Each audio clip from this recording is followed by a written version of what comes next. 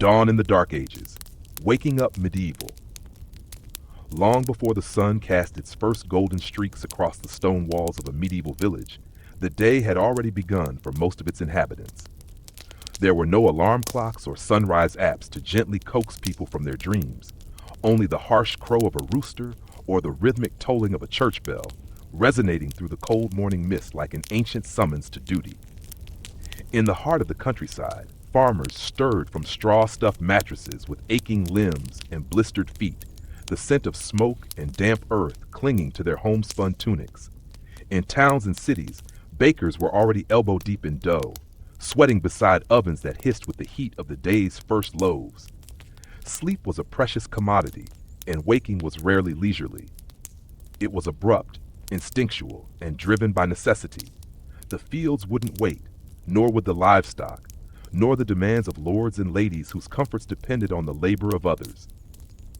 Homes were dark and drafty at dawn, built from wattle and daub with thatched roofs that leaked in the rain and creaked in the wind. Light, when needed, came from rushlights dipped in tallow or from a few coals raked from last night's fire. The air inside was stale, often thick with the smell of smoke, sweat, and animals. Windows were tiny slits, sometimes covered with horn or greased cloth instead of glass, letting in just enough daylight to shape shadows. Entire families, parents, children, and sometimes animals, often shared a single room where the hearth served as both the cooking space and the center of warmth.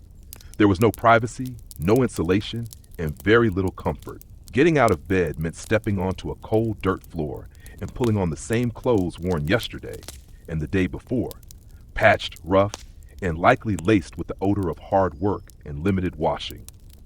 The first task of the morning, after wiping the sleep from tired eyes, was usually to tend to the fire.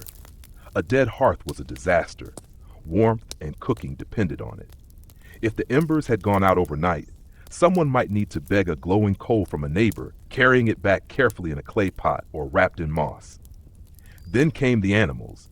Even the smallest peasant dwelling likely kept pigs, chickens, or a goat.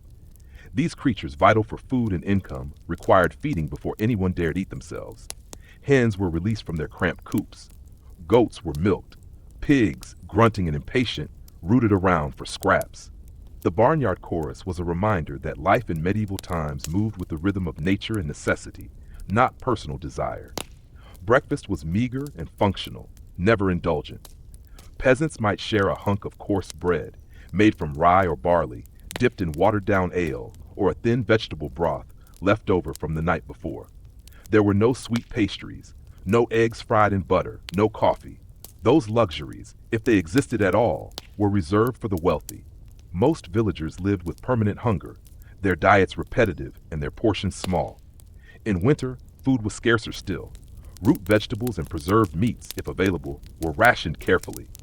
For nobles, the first meal might include warm wine mixed with spices, soft cheese, or sweetened porridge, eaten in a solar while servants scurried to lay out cloaks and sharpen blades. Even so, breakfast was never a grand affair. It was the fuel to begin a day of hunting, ruling, praying, or accounting, not a feast in itself. For those bound to the land, life followed a routine dictated by the seasons and the sun. As the light crept over the horizon, peasants would shoulder their tools, hoes, spades, sickles, and walk the dirt paths to the fields where hours of toil awaited. In summer, work began early to escape the afternoon heat. In winter, daylight was precious and fully spent in labor. Children, too, had chores. Fetching water from the well, gathering firewood, chasing away crows from crops. There was no such thing as childhood in the modern sense. Every pair of hands, no matter how small, was expected to contribute. Men and women alike labored side by side, breaking soil and binding thatch, stitching garments, or spinning wool. There was no 9 to 5. There was only dawn to dusk. For nobles, the day began with protocol and ritual. Waking up meant being dressed by servants, a practice known as the liver among the French aristocracy. A lord might be awakened with gentle murmurs and warm water to wash his hands. His chamberlain would prepare his garments, chosen based on the day's activities, perhaps hunting gear or formal robes for court. While peasants hurried to field and forge, nobles might stroll through manicured gardens, pray in private chapels, or oversee land management with a steward. The medieval upper class lived in a different world, one marked by ceremony, layers of cloth and status, and the constant reinforcement of hierarchy. Yet they too faced discomfort. Cold stone halls, smoky hearths, and the ever-present fear of disease or war. Comfort was relative, and even the wealthiest had little concept of modern hygiene or convenience. By mid-morning, the village would be fully alive. The blacksmith's hammer rang out from the forge. The bell at the abbey called monks to prayer. Carts rumbled along muddy tracks as traders and peddlers made their rounds. Women gathered near communal ovens or at market stalls, exchanging gossip along with goods. Children darted between legs, chasing chickens or playing with carved sticks. It was a life lived out loud, full of motion, noise, and the ever-turning cycle of work and worship.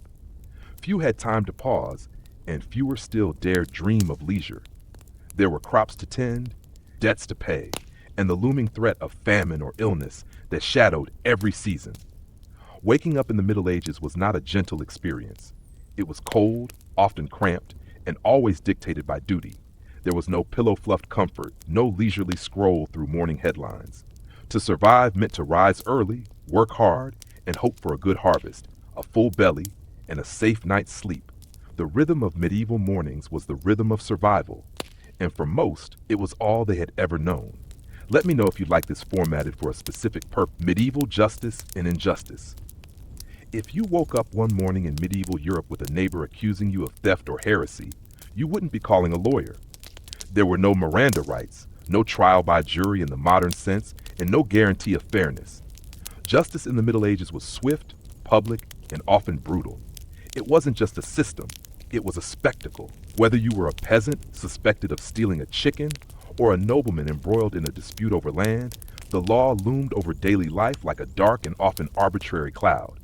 And once you were caught in its grasp, there was little you could do but pray, confess, or run.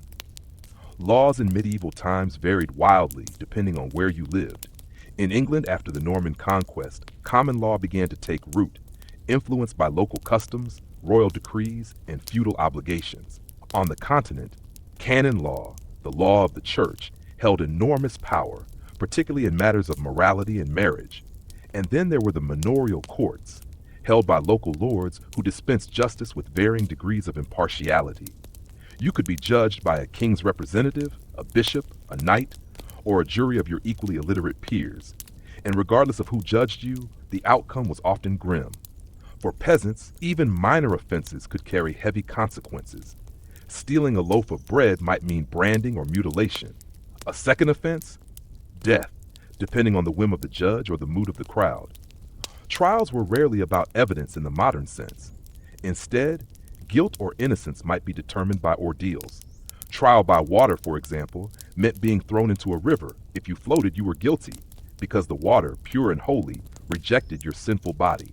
If you sank, you were innocent, but often drowned anyway. Trial by fire was equally cruel, carrying a red-hot iron for a set number of paces, and then having the wound bandaged. If it festered, you were guilty. If it healed cleanly, God had cleared your name. The logic was divine, not legal. Justice was believed to be in God's hands. The church offered benefit of clergy to those who could read a specific passage of the Bible, a loophole that allowed some to escape harsher punishment, as literacy was rare among the lower classes. This led to curious scenes where criminals memorized Psalm 51 to recite it flawlessly and prove they were clergymen, even when they were not. Meanwhile, ecclesiastical courts handled matters like adultery, blasphemy, and witchcraft, with punishments ranging from penance to excommunication, which could cut a person off from society entirely. Torture, though not as ubiquitous as later myths suggest, was still employed, particularly in inquisitorial courts. The rack, the thumbscrew, and the strappado weren't just instruments of pain, they were tools of truth. Confession was the highest form of evidence, and it didn't always matter how it was obtained. Once you admitted guilt, willingly or under duress, the sentence could be carried out. Public executions were community events. Townspeople gathered in the square to watch hangings, beheadings, or burnings. These weren't just punishments, they were warnings. Morality plays acted out in blood and screams. Nobles had slightly better options. Trial by combat was reserved for the upper classes. a formal duel in which God was believed to give victory to the righteous. Two men would face off with swords, maces, or even their bare hands in front of a watching crowd. The winner was innocent, the loser might die, or at least be disgraced. But even nobles weren't immune to the crown's justice. Kings could imprison their enemies in castle dungeons, confiscate lands, or order executions. Treason was the gravest sin, and the penalty was usually death, often preceded by torture or mutilation, meant to strip the accused of all honor. Women fared no better under the law. While noblewomen might appeal to royal courts or church officials, most women had little legal standing. A wife was under the authority of her husband, a daughter under her father. Rape was rarely punished unless it affected property. For example, if a virgin daughter of a landowner was defiled and her marriage value diminished. In some regions, even rape could be resolved by the victim marrying her attacker. And in witchcraft trials, women were especially vulnerable, targeted for behaviors deemed suspicious, especially if they were poor, widowed, or healers outside church-sanctioned medicine. There was no police force, no forensics, and very few prisons. Punishment was public and immediate. Stocks and pillories were common, forcing offenders to sit or stand in humiliation while villagers hurled insults, or worse, rotting vegetables and stones. Branding and mutilation were lasting reminders. A thief might lose a hand or have his ear cut off. Execution methods varied by region and class. Hanging was common, while nobles might be beheaded, seen as more honorable. Heretics and witches were burned, especially during inquisitorial fervor.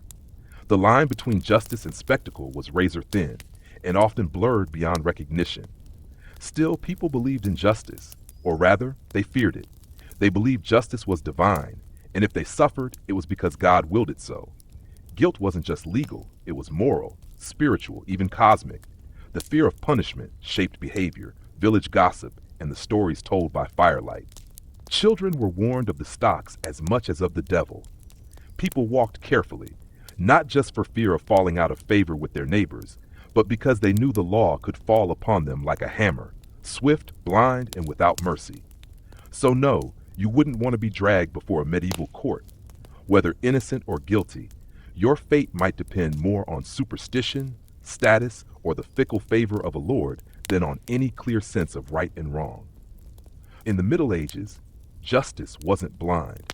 Sometimes it had a sword in one hand and a branding iron in the other. Life, death, and disease, the grim reality of medieval health. Medieval life was a constant negotiation with the fragile line between health and sickness, survival and death. Far from the sanitized hospitals and modern medicine we know today, the Middle Ages were plagued by a relentless array of diseases, infections, and epidemics that could sweep through villages like wildfire, leaving death and despair in their wake. To live in medieval times was to live with the ever-present shadow of illness, where even a simple cut or fever could spiral into a fatal crisis.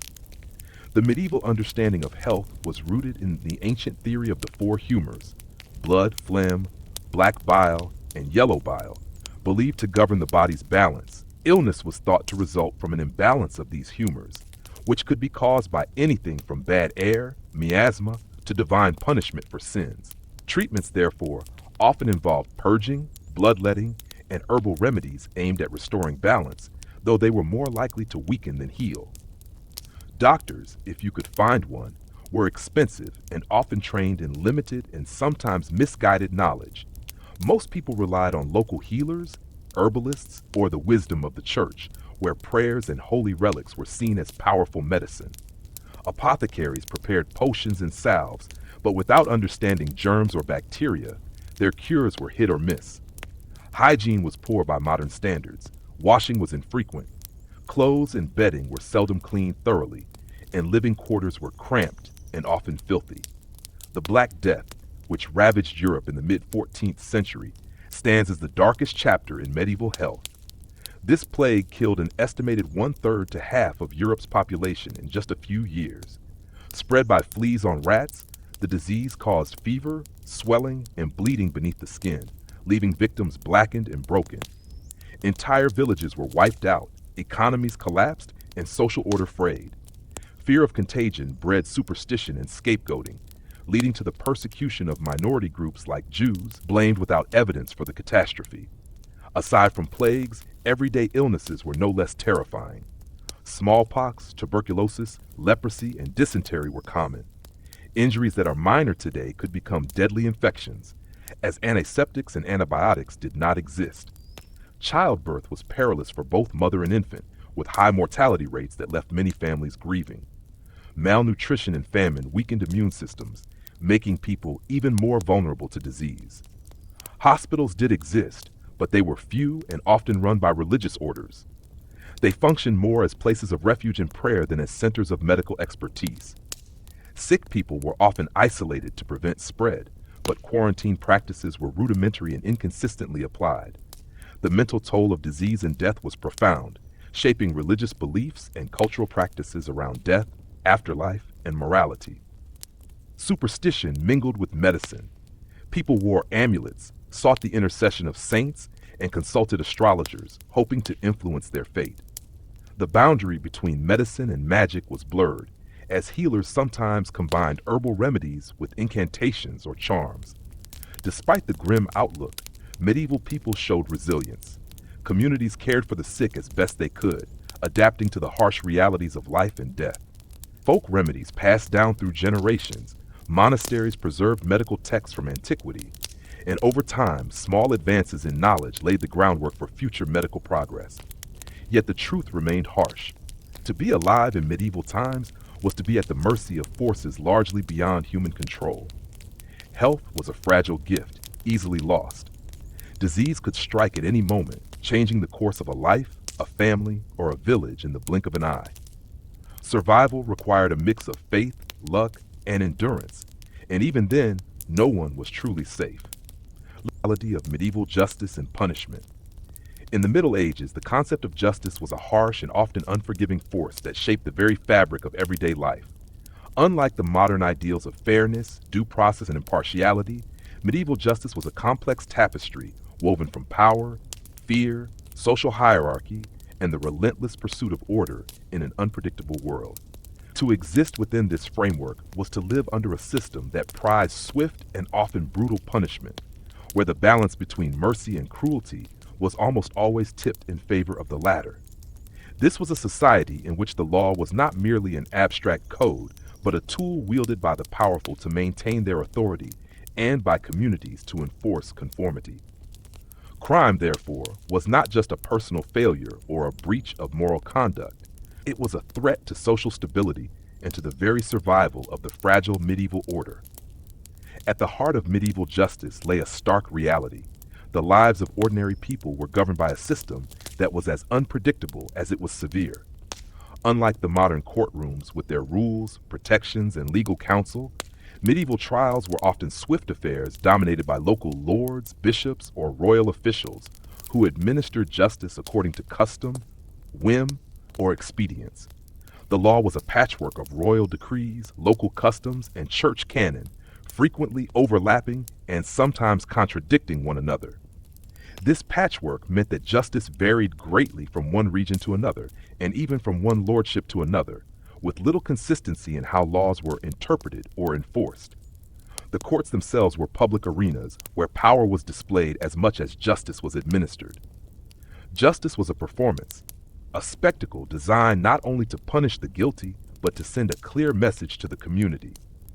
Punishments were deliberately public and often brutal. Executions were held in town squares, where entire populations would gather to witness the fate of criminals. This public theater served a dual purpose. It satisfied a communal thirst for retribution and reinforced the power of authorities who controlled life and death. The chilling sight of a condemned man being dragged to the gallows or a woman burned at the stake was a stark reminder that no one was above the law, though in truth, many were, especially those of noble birth. Social status played a profound role in determining one's fate under medieval law. Nobles and those with wealth or influence frequently enjoyed protections and privileges that commoners did not. They might be tried in separate courts or receive more lenient punishments, often escaping physical harm altogether. In contrast, peasants and serfs were vulnerable to the harshest penalties. their lives and bodies seen as commodities by their lords. Justice was, in many respects, a reflection of social hierarchy, with the poor bearing the brunt of punitive measures, while the powerful manipulated the system to their advantage. The kinds of crimes punished and the methods used were harsh by any standard. Theft, considered one of the gravest offenses, could result in mutilation, hands or ears cut off, or even death, depending on the value of the stolen goods and the local customs. Acts of rebellion or treason against the lord or king were met with the most extreme penalties, including drawing and quartering, a horrific method designed to make an example of the offender. Lesser crimes might result in flogging, branding, or public humiliation, such as the infamous stocks or pillory, where offenders were exposed to ridicule and sometimes physical abuse from passersby. Imprisonment was rarely used as a long-term punishment due to the costs and difficulties of maintaining prisoners. Medieval jails were grim, dark, and unsanitary places where disease was rampant and survival uncertain. Instead, punishments focused on physical pain and public shaming to discourage crime and maintain order. Torture was employed not only as punishment, but also as a means to extract confessions. Methods such as the rack, thumbscrews, and waterboarding were brutal instruments of fear, and the mere threat of such torture could force a confession regardless of guilt. Trials themselves were precarious affairs. The accused had few rights by modern standards and often faced a system stacked against them. The presumption of innocence was virtually non-existent, and guilt was sometimes assumed unless disproved. Trials by ordeal were common, relying on supposed divine intervention to determine guilt or innocence, such as carrying a hot iron or plunging a hand into boiling water. Survival was seen as a sign of innocence. These methods were deeply superstitious, but widely accepted in a society where the line between the natural and supernatural was blurred. The church's role in medieval justice was equally significant and sometimes conflicted with secular authorities. Ecclesiastical courts handled moral and religious offenses, such as heresy, blasphemy, and violations of church law. The punishments meted out by the church ranged from penances and excommunication to imprisonment and execution, especially during periods of intense religious conflict, such as the Inquisition. The intertwining of faith and law meant that sin was often criminalized, and salvation was used as a tool of social control.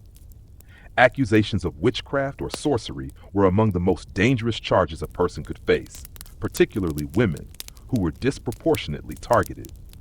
These accusations were fueled by fear, superstition, and the desire to explain misfortune in a world rife with uncertainty. Trials for witchcraft often involved torture and ended in execution by burning or hanging, leaving families shattered and communities gripped by paranoia. Despite the cruelty and injustice inherent in medieval law, it was also a reflection of the precariousness of life itself. The need for order in a world marked by war, famine, disease, and social upheaval made harsh punishments a grim necessity in the eyes of many. Fear was a powerful tool to maintain social cohesion, and the justice system was a means of controlling behavior and enforcing the status quo. Yet, within this brutal framework, medieval communities found ways to negotiate justice with mercy. Local customs sometimes allowed for fines or restitution instead of corporal punishment. Forgiveness and reconciliation were important values, often mediated by the church. The concept of sanctuary offered refuge to some accused individuals, and some lords exercised clemency or pardons for political or personal reasons. In truth, medieval justice was neither monolithic nor uniformly cruel. It was a complex and evolving system shaped by cultural, social, and political forces. It reflected the fears and values of a society struggling to maintain order amid chaos and uncertainty. To live under medieval justice was to accept the constant possibility of sudden brutal punishment, but also to navigate a world where mercy, negotiation, and community bonds could sometimes intervene. Ultimately, the brutal reality of medieval justice reveals a world far removed from modern legal principles, but deeply human in its quest to balance order, power, and survival.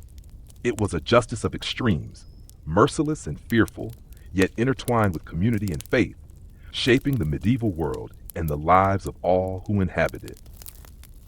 Medieval food, hunger, and famine, the daily struggle to survive. In the harsh and unpredictable world of the Middle Ages, The question of survival was often tied most closely to one elemental necessity: food. Far from the abundance we associate with modern times, medieval Europe was a place where the availability of nourishment was fragile, fluctuating with the seasons, weather, and the whims of rulers and landlords. Hunger was not a rare visitor, but an omnipresent threat that shaped lives, economies, and even the course of history. For the vast majority of people, peasants, laborers, and even some townsfolk, daily existence was a relentless struggle to secure enough sustenance to survive, let alone thrive. The specter of famine loomed large, capable of decimating populations and turning communities into ghost towns. Understanding the nature of medieval food and hunger opens a window into the realities faced by millions who lived and died in this precarious era. Agriculture was the backbone of medieval society. Most people were farmers who worked small plots of land, often under the control of a local lord. These farmers were responsible not only for growing their own food, but also for producing enough surplus to pay taxes, rents, and tithes to the church. The success or failure of a harvest was therefore a matter of life and death, with the entire social order precariously balanced on the productivity of the soil. Medieval farming techniques were rudimentary by modern standards, relying heavily on manual labor, basic tools like the wooden plow and sickle, and the seasonal rhythms dictated by climate and geography.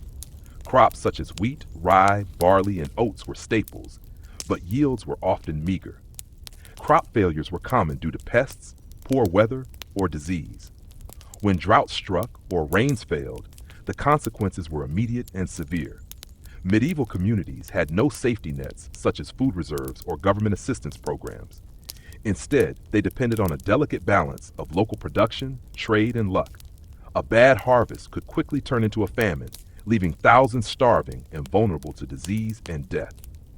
The diet of the average medieval peasant was monotonous and heavily reliant on bread, often coarse and dark, made from rye or barley rather than the preferred wheat reserved for the wealthy. Porridge, made from oats or other grains, was a daily staple, providing some sustenance but little variety. Vegetables such as onions, cabbage, beans, and peas supplemented the diet when available, though fresh produce was often scarce in winter months. Meat was a luxury for most, limited to small amounts of pork, salted or smoked for preservation, or occasional wild game. Fish was more common in coastal or river communities, often salted or dried to last through lean periods. Seasonality played a major role in the availability and quality of food. The medieval calendar was dictated by the agricultural cycle, planting in spring, harvesting in late summer and autumn, and surviving through winter with stored grains and preserved foods. Winter was the harshest season, marked by scarcity, cold, and hunger. Food reserves might run low, and the threat of starvation intensified. Communities relied on techniques such as salting, smoking, drying, and pickling to preserve what they could, but these methods were imperfect and often failed to sustain people through prolonged hard times. Famine was a recurring and terrifying reality. When harvest failed on a large scale, entire regions could be plunged into starvation. The famines of the early 14th century, especially the Great Famine of 1315 and 1317, devastated much of Europe, killing millions and weakening societies already strained by warfare and disease. Famines triggered a cascade of consequences. Malnutrition weakened immune systems, making populations susceptible to plagues and infections. Social unrest increased as desperate people resorted to theft, rebellion, or migration. And economic structures collapsed as labor forces diminished and food prices soared. The role of the church in medieval food culture was multifaceted.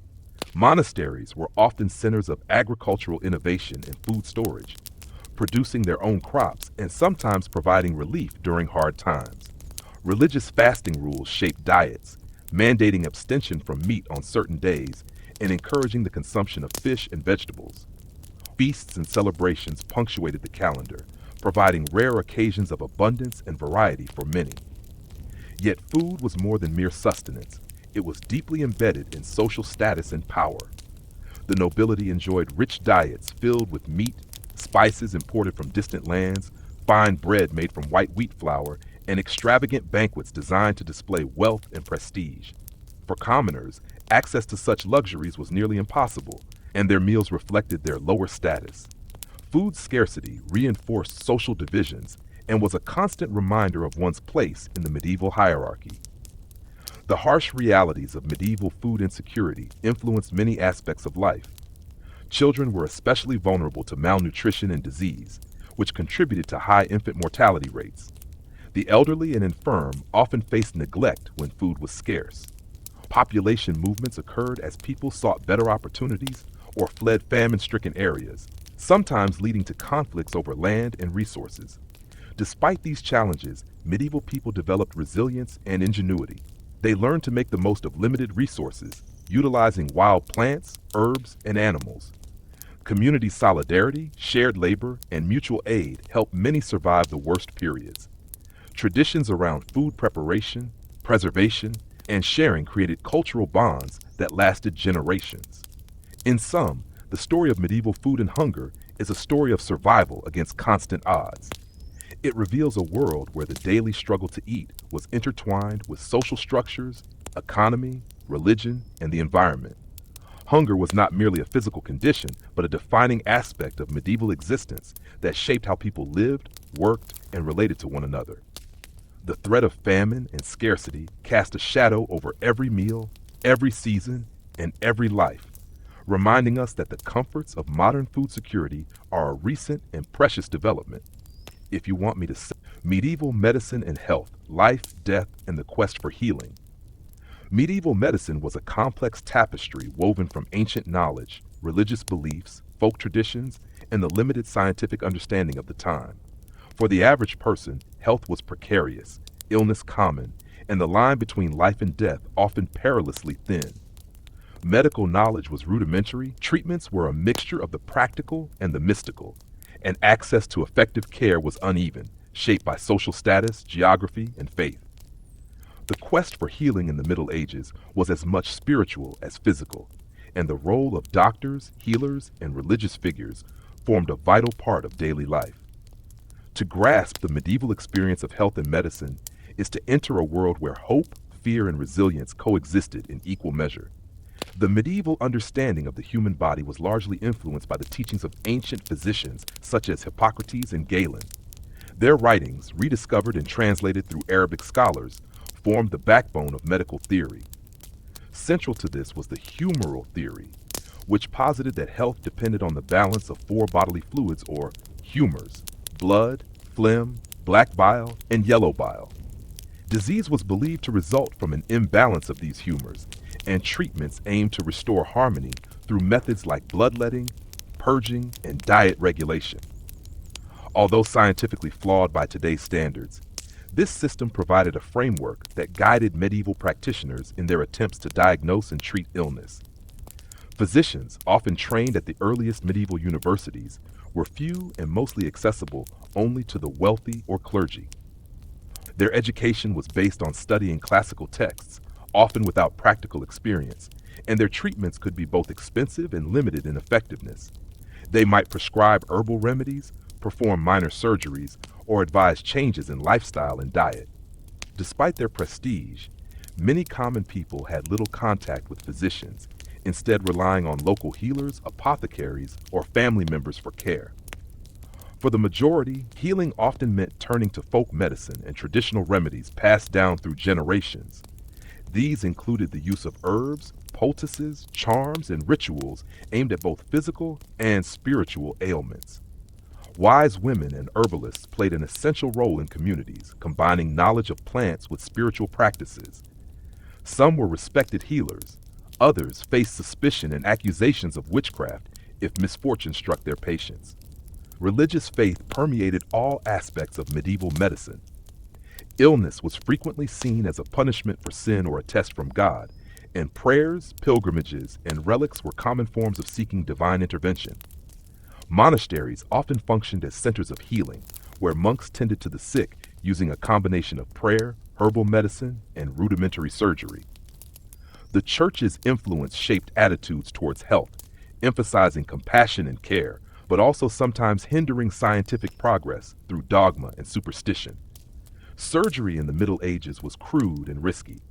Without anesthesia or antiseptics, Operations were painful and prone to infection. Barbers often performed minor surgical procedures such as bloodletting, tooth extraction, and wound care. More complex surgeries like amputations were last resorts, frequently performed in battlefield conditions. Despite the dangers, surgery was a necessary and sometimes life-saving practice, and medieval surgeons developed skills and tools that laid groundwork for future advances. Epidemics were a constant and terrifying threat. The Middle Ages witnessed recurring outbreaks of diseases such as leprosy, smallpox, influenza, and most famously, the Black Death. These plagues ravaged populations, decimating entire communities and reshaping societies. Medical knowledge was powerless against such pandemics, and responses ranged from prayer and quarantine to scapegoating and persecution of minorities blamed for spreading disease.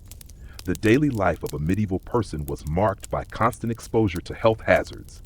Poor sanitation, contaminated water, malnutrition, and hard labor contributed to a high incidence of disease and injury. Children were particularly vulnerable, and life expectancy was low compared to modern standards. Many never lived past childhood, while those who reached adulthood often carried scars from disease or work-related injuries. Despite these grim realities, medieval people developed practical knowledge and coping strategies. Herbal medicine flourished, with plants like garlic, chamomile, and rosemary used to treat various ailments. Baths and hygiene were sometimes promoted, though often limited by cultural beliefs about cleanliness and health. Diet and exercise were understood to influence well-being, and preventive measures, though primitive, were part of the medical repertoire. The social implications of health and illness were profound. The sick were often cared for by family members, but serious illness could isolate individuals due to fear of contagion or stigma. Hospitals, many run by religious orders, provided shelter and basic care, though they were as much places of hospitality and spiritual solace as medical treatment centers. Care for the mentally ill was rudimentary, often harsh, reflecting contemporary misunderstandings. In sum, medieval medicine was a world of contradictions, where hope battled ignorance, faith intersected with science, and survival depended on a delicate mix of skill, tradition, and belief. It was a time when healing was as much a spiritual journey as a physical one, and when the fragile human body was constantly tested by the harsh realities of medieval life. Medieval medicine, illness, and the challenges of healing.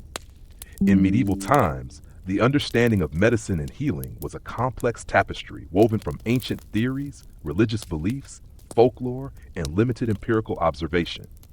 The practice of medicine was far removed from modern science, yet it was an essential and ever-present part of life, as illness and injury were constant threats in a world marked by poor sanitation, malnutrition, warfare, and harsh living conditions.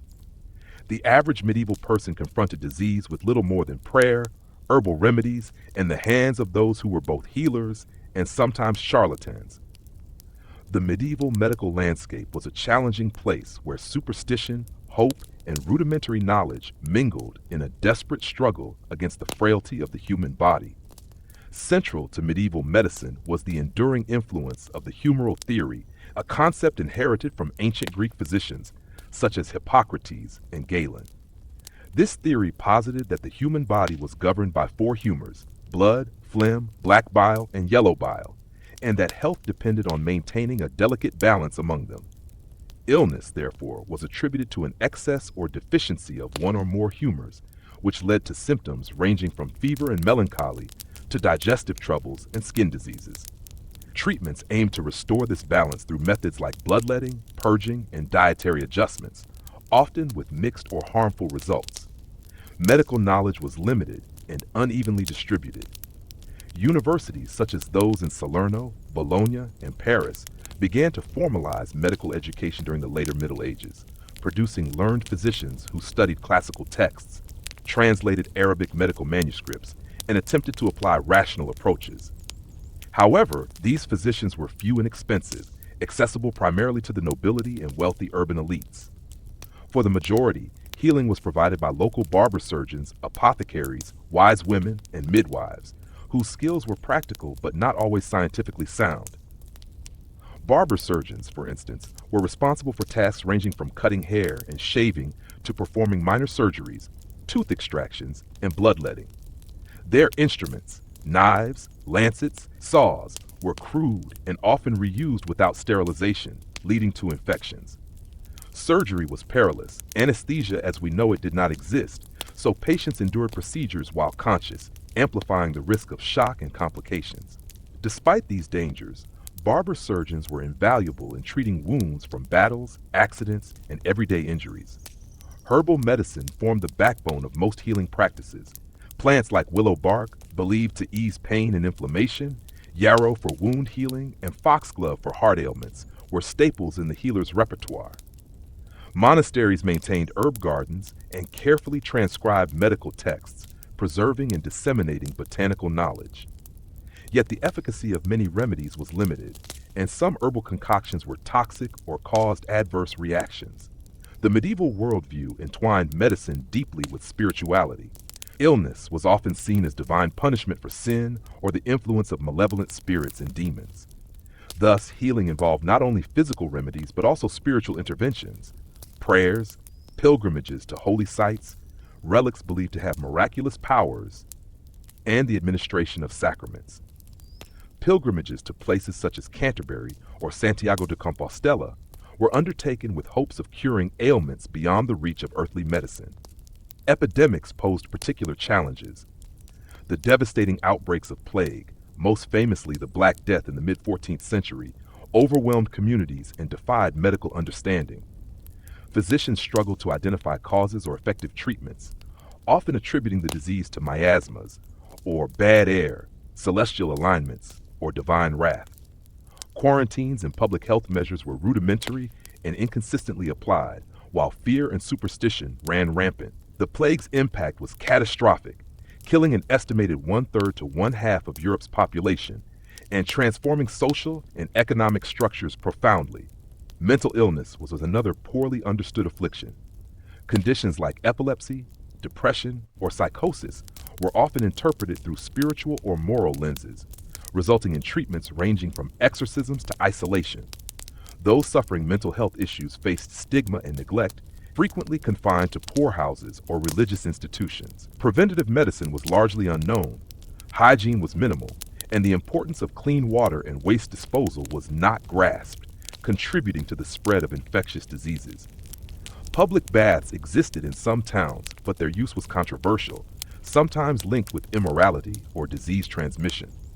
In summary, medieval medicine was a field where knowledge and ignorance coexisted uneasily. Healing combined observation, tradition, and faith, operating within the limits of contemporary understanding. The medieval sick were often at the mercy of fate, reliant on a patchwork of caregivers and treatments that could offer relief or cause further harm. Yet amidst these difficulties, the period laid important groundwork for future medical advances, preserving classical knowledge and nurturing the earliest institutions of learning that would one day transform the science of healing.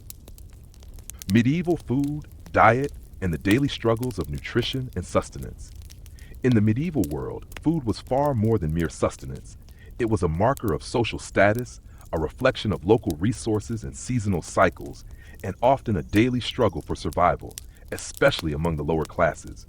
The diet of the medieval population varied widely depending on region, class, and circumstance, but a common thread ran through all, a reliance on what could be grown, hunted, or preserved using limited technology and knowledge.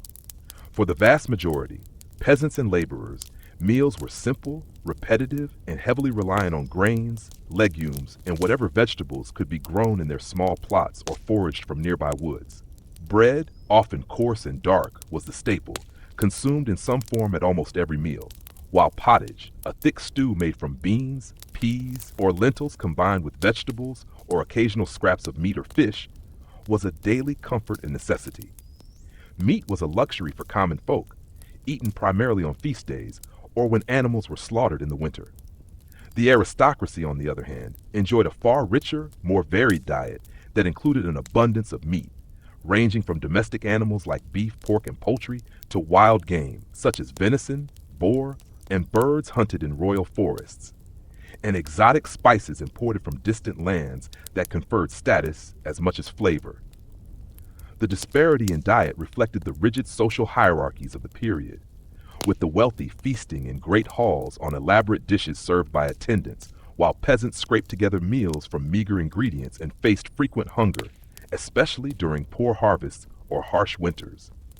Preservation of food was a critical concern in medieval times, given the absence of refrigeration. Techniques such as salting, smoking, drying, and pickling were essential to maintain a supply of meat, fish, and vegetables through the colder months.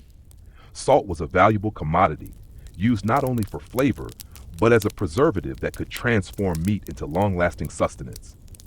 Fish, especially salted or smoked herring and cod, played a significant role in diets across Christian Europe, particularly on fasting days when the church forbade the consumption of meat.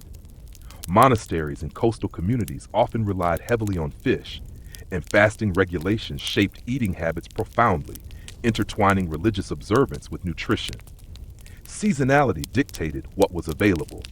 Spring and summer brought fresh vegetables, herbs, and fruits, though the latter were often reserved for the wealthy, while autumn and winter required reliance on stored staples and preserved foods. Root vegetables such as onions, garlic, turnips, and carrots were common among all classes, valued for their long shelf life and nutritional content.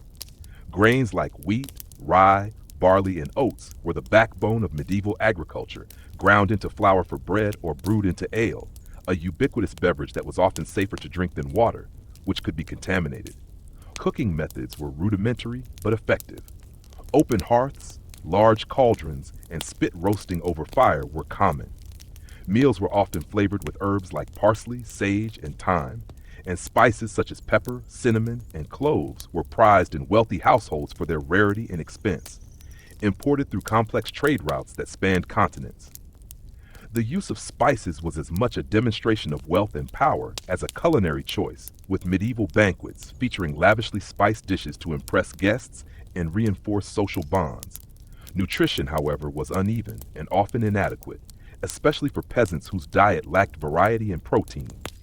Malnutrition and vitamin deficiencies were common, contributing to poor health and vulnerability to disease. Hunger was a recurrent threat, exacerbated by famines caused by bad weather, crop failures, or political turmoil. The Great Famine of 1315-1317, for example, devastated Europe, leading to widespread starvation and social unrest.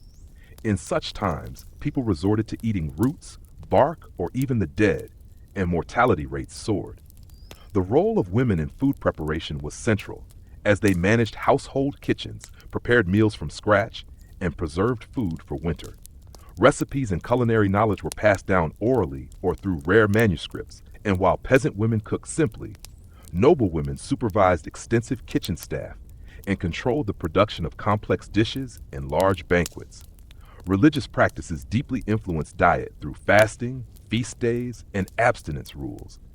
Many days throughout the year required abstaining from meat, and the consumption of food was often punctuated by celebrations that reinforced community ties and faith. These dietary rules also reinforced social distinctions, as poorer people might eat fish or simple fare out of necessity rather than devotion. In towns and cities, markets and fairs were vital for the distribution of food. Merchants, butchers, bakers, and fishmongers formed guilds that regulated trade and quality, ensuring a degree of control over urban food supplies. Yet food adulteration and scarcity were persistent problems, and the urban poor often suffered from hunger and malnutrition. Ultimately, the medieval diet was shaped by a convergence of environmental, economic, social, and religious factors that made eating a complex, often precarious part of daily life.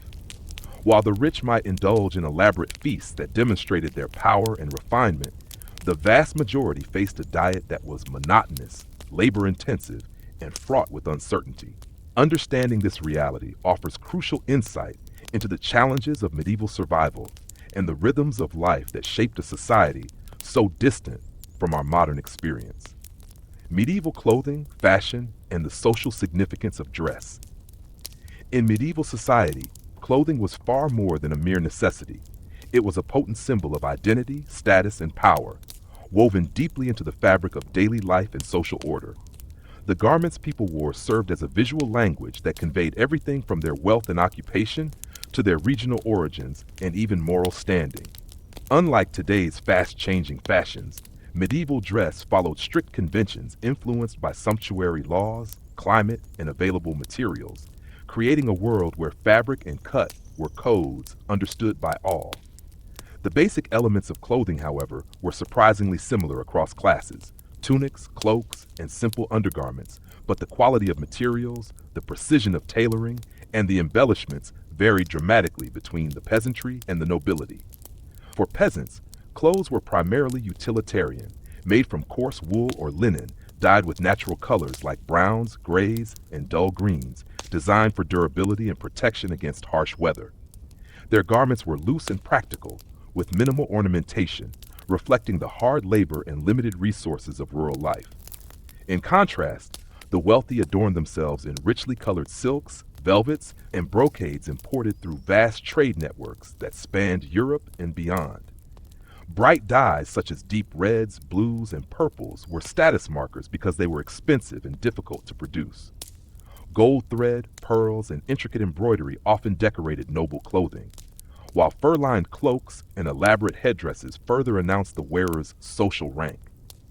The medieval period witnessed a gradual evolution in fashion, with the 12th and 13th centuries marked by simple, flowing lines, which later gave way to more fitted and tailored styles in the 14th and 15th centuries.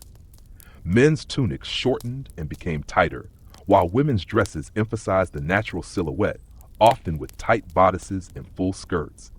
Accessories such as belts, gloves, and jewelry added layers of meaning, with some items restricted by law to particular classes. For example, sumptuary laws enacted by monarchs or city councils dictated who could wear what, banning certain colors or luxurious fabrics to prevent lower classes from imitating the aristocracy. These regulations reinforced social hierarchies by making dress a controlled and visible marker of privilege and rank. Footwear also followed these patterns of differentiation. Peasants wore simple leather shoes or wooden clogs, while nobles flaunted pointed toes, called poulaines, which could be extravagantly long and impractical, but highly fashionable. Headwear was another critical element, with married women typically covering their hair with wimples or veils as a sign of modesty and piety, while men wore hats or hoods that varied by region and occasion. Hairstyles themselves were closely regulated by custom, often reflecting marital status and age. For example, unmarried women might wear their hair loose or braided, while married women's hair was bound or hidden beneath cloth. Dyeing was an important and complex craft, relying on natural sources such as plants, insects, and minerals. Woad produced blue, madder red, and weld yellow, while the precious purple came from mollusks and was reserved for royalty and the very wealthy. The vibrant colors displayed by the upper classes were not only beautiful, but conveyed messages of power, wealth, and political allegiance. Meanwhile, the poor had to settle for the colors nature provided, and the gradual fading of their garments, often wearing patched and mended clothing that reflected necessity over fashion. Textile production was labor-intensive and often centered in rural households or burgeoning urban workshops. Wool was the primary fabric of medieval Europe, with sheep rearing a vital part of the economy, particularly in England and parts of the Low Countries. Linen, made from flax, was the common fabric for undergarments and summer clothes due to its lighter feel and breathability. Silk, an imported luxury, was reserved for the elite and was a highly prized commodity that traveled along trade routes from the Byzantine Empire and the Islamic world, passing through Italian city-states like Venice and Genoa. The rituals surrounding dressing and clothing were steeped in cultural and religious significance. Clothing was not only a daily necessity, but also a marker in rites of passage such as baptisms, marriages, and funerals. For instance, a bride's dress symbolized purity and her transition into a new social role, while mourning clothes in somber colors communicated grief and respect for the deceased. The care of garments, including mending and laundering, was mostly women's work, requiring skill and effort, especially before the widespread availability of soap or running water. In urban centers, tailors and dressmakers began to form guilds that regulated the quality, style, and pricing of garments, contributing to the early development of the fashion industry. Wealthy patrons commissioned tailor-made clothes that showcased their status, while the middle classes aspired to imitate noble styles within the limits of their means. Meanwhile, traveling merchants and fairs brought new fabrics and styles to towns, gradually influencing regional fashions and broadening the range of choices available to all social strata. Ultimately, medieval clothing was a rich tapestry of cultural meaning and practical function, reflecting the complexities of a society rigidly divided by class but bound by shared customs and values. To don a garment was to step into a social role, to participate in a web of identity and power that extended from the rural cottage to the royal court. By understanding the importance of dress in medieval life, we glimpse not just the colors and textures of the past, but the invisible threads of social order, aspiration, and human expression that clothed a world very different from our own. Medieval food, diet, and dining customs. Medieval food and dining customs offer a fascinating glimpse into the daily lives, social structures, and cultural values of a world very different from our own. Far from the standardized meals of modern times, the diet in medieval Europe varied widely depending on social status, geographic location, season, and religious practices, reflecting the complex interplay between scarcity, abundance, and symbolic meaning. For the vast majority of the population, peasants and serfs, food was functional and simple, designed primarily to sustain hard physical labor and survive the unpredictable challenges of climate and harvest. Their diet largely consisted of grains, legumes, vegetables, and occasionally small amounts of meat or fish, with bread serving as a staple at nearly every meal. In contrast, the nobility enjoyed lavish feasts featuring exotic spices, multiple courses, and an abundance of meat, wine, and sweets, all designed not only to satisfy hunger, but to display wealth, power, and sophistication. At the heart of the medieval diet was bread, made primarily from rye, barley, or oats in the poorer classes, and wheat in the wealthier households. The coarser, darker bread consumed by peasants was often supplemented by pottage, a thick, stew-like mixture of grains, vegetables, and occasionally meat or fish, cooked slowly over open hearths. Root vegetables such as turnips, carrots, onions, and leeks were common, while greens like cabbage and kale provided vital nutrients. Beans and peas were crucial protein sources, particularly during times of fasting when meat consumption was prohibited. The medieval peasant's diet was monotonous by modern standards, but it was sustainable and designed to meet the demands of long hours in the fields and workshops. In towns and cities, the diet was slightly more varied, with access to fresh fish, dairy products, and imported spices increasing through trade. Markets and fairs offered a wider range of produce, and wealthier merchants could afford better cuts of meat and imported delicacies. But it was in the noble households and royal courts that medieval dining reached its most elaborate and theatrical expression. Feasts were occasions of political importance and social display, marked by carefully planned menus, ornate presentation, and strict etiquette. Dishes featured game meats like venison and boar, poultry including peacock and swan, and a wide variety of fish, especially on fasting days. Spices such as cinnamon, cloves, nutmeg, and pepper, imported at great cost from the East, were used generously, not only to flavor, but to impress guests and signify status. Medieval cooking techniques were fundamentally different from modern methods, relying heavily on boiling, roasting on spits, and baking in large hearth ovens. The kitchen was a bustling, smoky environment filled with the aroma of herbs and burning wood. Recipes were often recorded in manuscript form, written by or for the noble elite, blending practical instructions with symbolic references. For example, dishes such as blancmange, a mixture of chicken, almonds, and milk, or elaborate pies filled with meat and fruit, demonstrated both culinary skill and the fusion of cultural influences, including Islamic and classical traditions. Mealtime itself was a social ritual, governed by hierarchical seating arrangements and specific rules of conduct. At the noble table, the lord and his family sat at a high table on a raised platform, with the most honored guests close by, while servants and lower-ranked individuals ate separately.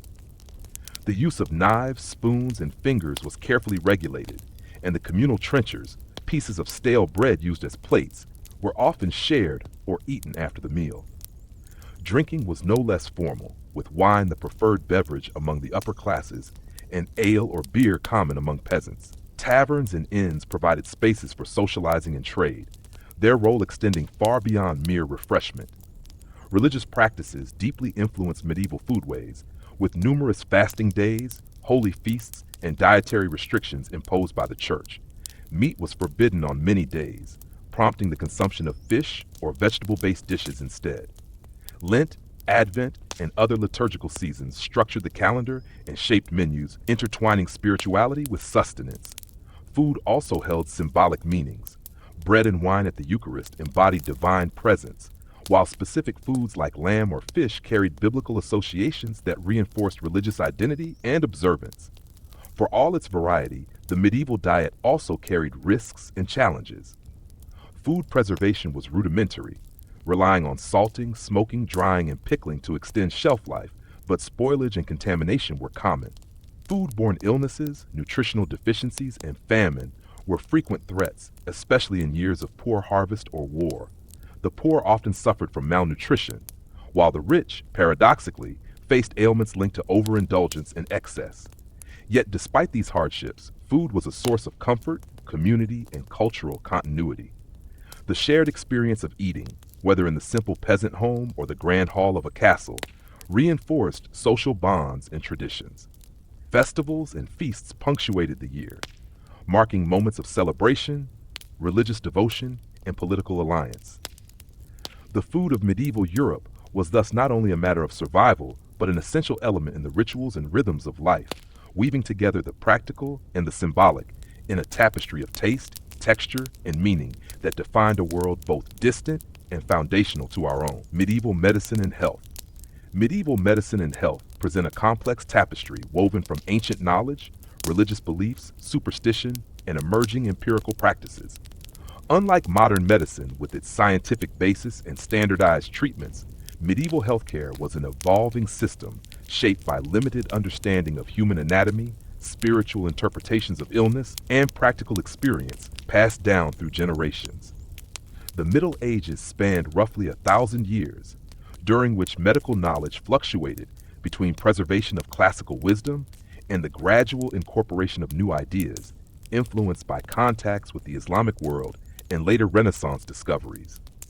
For ordinary people, healing was often a matter of survival, combining herbal remedies, spiritual interventions, and the skills of local healers, while the elite had access to physicians trained in universities, albeit constrained by the medical theories of the time. At the core of medieval medical thought was the ancient theory of the four humors: blood, phlegm, yellow bile, and black bile, derived from Hippocrates and Galen. It was believed that health depended on the balance of these bodily fluids, and illness resulted from their imbalance. This humoral theory dictated diagnosis and treatment. Physicians sought to restore equilibrium through methods such as bloodletting, purging, and diet regulation. Although primitive by modern standards, this system offered a coherent framework that guided much of medieval medicine for centuries, shaping how diseases were understood and addressed. However, the humoral approach also meant that many illnesses were interpreted symbolically, sometimes leading to ineffective or harmful treatments. Medical practitioners in the Middle Ages fell into several categories, each with distinct roles and social statuses. Physicians were the most formally trained, often attending universities where they studied texts in Latin, including translations of classical and Arabic medical works. Their knowledge was theoretical, focused on diagnosis through pulse reading, urine analysis, and observation of symptoms, yet their ability to perform surgery or treat injuries was limited. Barbers and surgeons often handled practical procedures such as tooth extractions, wound care, and amputations, working outside the university system. Apothecaries prepared and sold herbal remedies, balancing plants, minerals, and animal products in mixtures that ranged from soothing teas to potent poultices. Meanwhile, folk healers, wise women, and midwives provided accessible care within communities, often blending herbal knowledge with spiritual and magical practices. Religious institutions played a significant role in medieval healthcare, operating hospitals, hospices, and infirmaries. Monasteries preserved medical texts, maintained herb gardens, and cared for the sick as acts of charity. Healing was intertwined with faith. Prayers, relics, and pilgrimages to holy sites were common elements of treatment, reflecting the belief that divine intervention could cure ailments beyond the reach of earthly remedies. Saints associated with healing, such as Saint Roch or Saint Sebastian, were invoked for protection against plagues and epidemics that devastated populations repeatedly throughout the Middle Ages. The Church's influence also shaped moral attitudes toward disease, sometimes stigmatizing sufferers or interpreting illness as punishment for sin. Plague, leprosy, and other contagious diseases were among the greatest challenges medieval medicine faced. The Black Death, which swept through Europe in the 14th century, killed millions and exposed the limits of contemporary medical knowledge. Physicians and healers struggled to comprehend the cause, relying on theories of miasma, bad air, and astrology rather than germ theory. Quarantines and public health measures were rudimentary, but laid early foundations for epidemiology. Leprosy, another feared disease, led to social isolation of sufferers in dedicated leper houses, reflecting both medical misunderstanding and social prejudice. Surgery in the medieval period was crude yet sometimes remarkably advanced. While most physicians avoided cutting, surgeons performed essential tasks like setting broken bones, draining abscesses, and removing tumors. Techniques were limited by the absence of anesthesia and antiseptics, making procedures painful and risky. Instruments such as scalpels, cautery irons, and trephines were used carefully, often in battlefield conditions or emergency situations. Despite the challenges, surgical manuals and guilds emerged, preserving practical knowledge that would eventually evolve into modern surgery. Nutrition and hygiene were also recognized as vital components of health, though often misunderstood. Physicians advised on proper diets to maintain humoral balance and recommended exercise, fresh air, and cleanliness. However, medieval towns were frequently crowded and unsanitary, with contaminated water sources and poor waste disposal, contributing to the spread of disease. Bathing habits varied, with some periods and regions emphasizing cleanliness, while others discouraged it due to fears of moral laxity or the spread of illness. The medieval period was a time of gradual medical progress.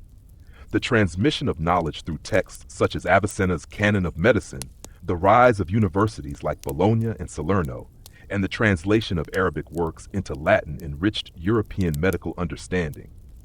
Though constrained by religious and cultural frameworks, physicians began to question ancient authorities, laying groundwork for the Renaissance and eventual scientific revolution.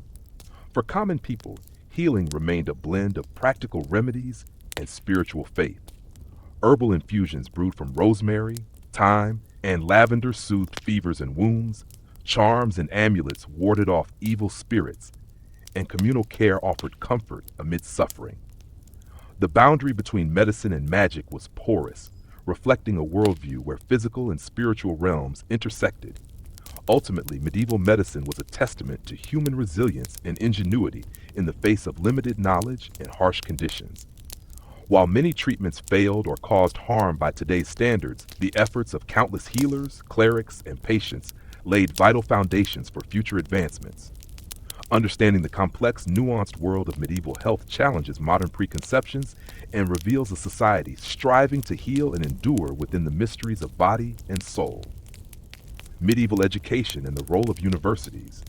During the medieval period, education was a privilege afforded to few, shaped deeply by social class, religion, and the evolving institutions that sought to preserve and transmit knowledge. The emergence of medieval universities in the 12th and 13th centuries marked a turning point in the intellectual history of Europe, laying the groundwork for the modern academic world. Unlike the informal, often inconsistent educational experiences of earlier centuries, these universities became centers of structured learning, intellectual debate, and scholarly pursuit, bridging the worlds of faith, philosophy, and the natural sciences. While education before the rise of universities was primarily the domain of monasteries, cathedral schools, and private tutors, the universities institutionalized learning with formal curricula, degrees, and a legal framework that protected academic freedoms and governance. The typical medieval university was founded in major cities such as Bologna, Paris, Oxford, and Salamanca, each reflecting regional characteristics and intellectual priorities. Bologna, for example, became renowned for its focus on law, while Paris was a theological powerhouse. These universities were often closely linked to the church, as much of medieval knowledge was grounded in religious doctrine. Yet within their cloisters and lecture halls, scholars debated philosophy, medicine, natural science, and even early law and economics. Latin served as the universal language of instruction, allowing scholars from across Europe to engage in intellectual exchange despite linguistic and cultural differences. This common language helped establish a pan-European scholarly community that transcended political borders and laid the foundation for the Renaissance. Access to education was generally limited to male students from the upper classes or the clergy, with women rarely admitted to universities. However, some notable exceptions occurred, and convent schools provided education to women within religious orders. For most young men entering the university, education began with the trivium, grammar, rhetoric, and logic, which formed the basis for critical thinking and communication skills. After mastering the trivium, students advanced to the quadrivium, encompassing arithmetic, geometry, music, and astronomy, subjects designed to cultivate a well-rounded intellect. This classical curriculum reflected the medieval belief in the harmony of the cosmos and the importance of proportion and order, blending scientific inquiry with spiritual meaning. The structure of medieval universities was rigorous. Students progressed through a system of degrees, starting with the bachelor's degree, which signified readiness for more advanced study. The master's degree qualified graduates to teach, while the doctorate was reserved for those reaching the pinnacle of academic achievement, often in law, medicine, or theology. Professors held considerable authority within the academic community, guiding debates, setting examinations, and overseeing moral conduct. The universities themselves were self-governing entities with charters that granted them legal rights and protections, often exempting students and teachers from local jurisdiction and taxation. This autonomy fostered an environment where intellectual freedom could flourish, even amid tensions with secular authorities. Lectures and disputations formed the core of medieval pedagogy. Professors would read from authoritative texts, often works by Aristotle, Augustine, or Boethius, while students took detailed notes. These readings were followed by disputations, formal debates where students and masters argued various points of doctrine or logic. This dialectical method encouraged critical thinking, forcing participants to analyze arguments rigorously and defend their positions with reasoned evidence. Although memorization and adherence to established authorities were important, the medieval university also valued debate and inquiry, planting seeds for scientific revolution centuries later. In addition to intellectual pursuits, university life was vibrant and often challenging. Students came from diverse regions, bringing varied customs and sometimes rivalries. Universities had strict rules, including dress codes and curfews, but student life also involved festivals, theatrical performances, and social gatherings. Conflicts with townspeople were common, occasionally erupting into violent clashes, as the presence of large numbers of young men strained city resources and sparked tensions. Despite these difficulties, the universities persisted, serving as crucibles for cultural and intellectual development. Outside the formal academic setting, medieval education also influenced broader society through the production of texts, translations, and the training of clergy and administrators. The university-trained clergy became essential to governance, diplomacy, and the administration of law, helping to shape the political and religious landscape of medieval Europe. The diffusion of knowledge through manuscript copying, libraries, and later the printing press expanded educational access gradually, though it remained limited compared to modern standards. Notably, the universities contributed to the preservation and transmission of classical knowledge, particularly the works of Aristotle, which had been largely forgotten in Western Europe until their reintroduction via Arabic scholars. This recovery of ancient philosophy and science challenged prevailing theological views, fostering a dynamic tension between faith and reason that would characterize medieval scholasticism. Thinkers such as Thomas Aquinas synthesized Christian doctrine with Aristotelian philosophy, attempting to reconcile reason with revelation, a hallmark of medieval intellectual life. In summary, medieval education and the rise of universities created a lasting legacy that extended beyond the Middle Ages. Though limited by social hierarchies and religious frameworks, these institutions cultivated a culture of learning, debate, and intellectual curiosity that influenced law, medicine, theology, and the arts.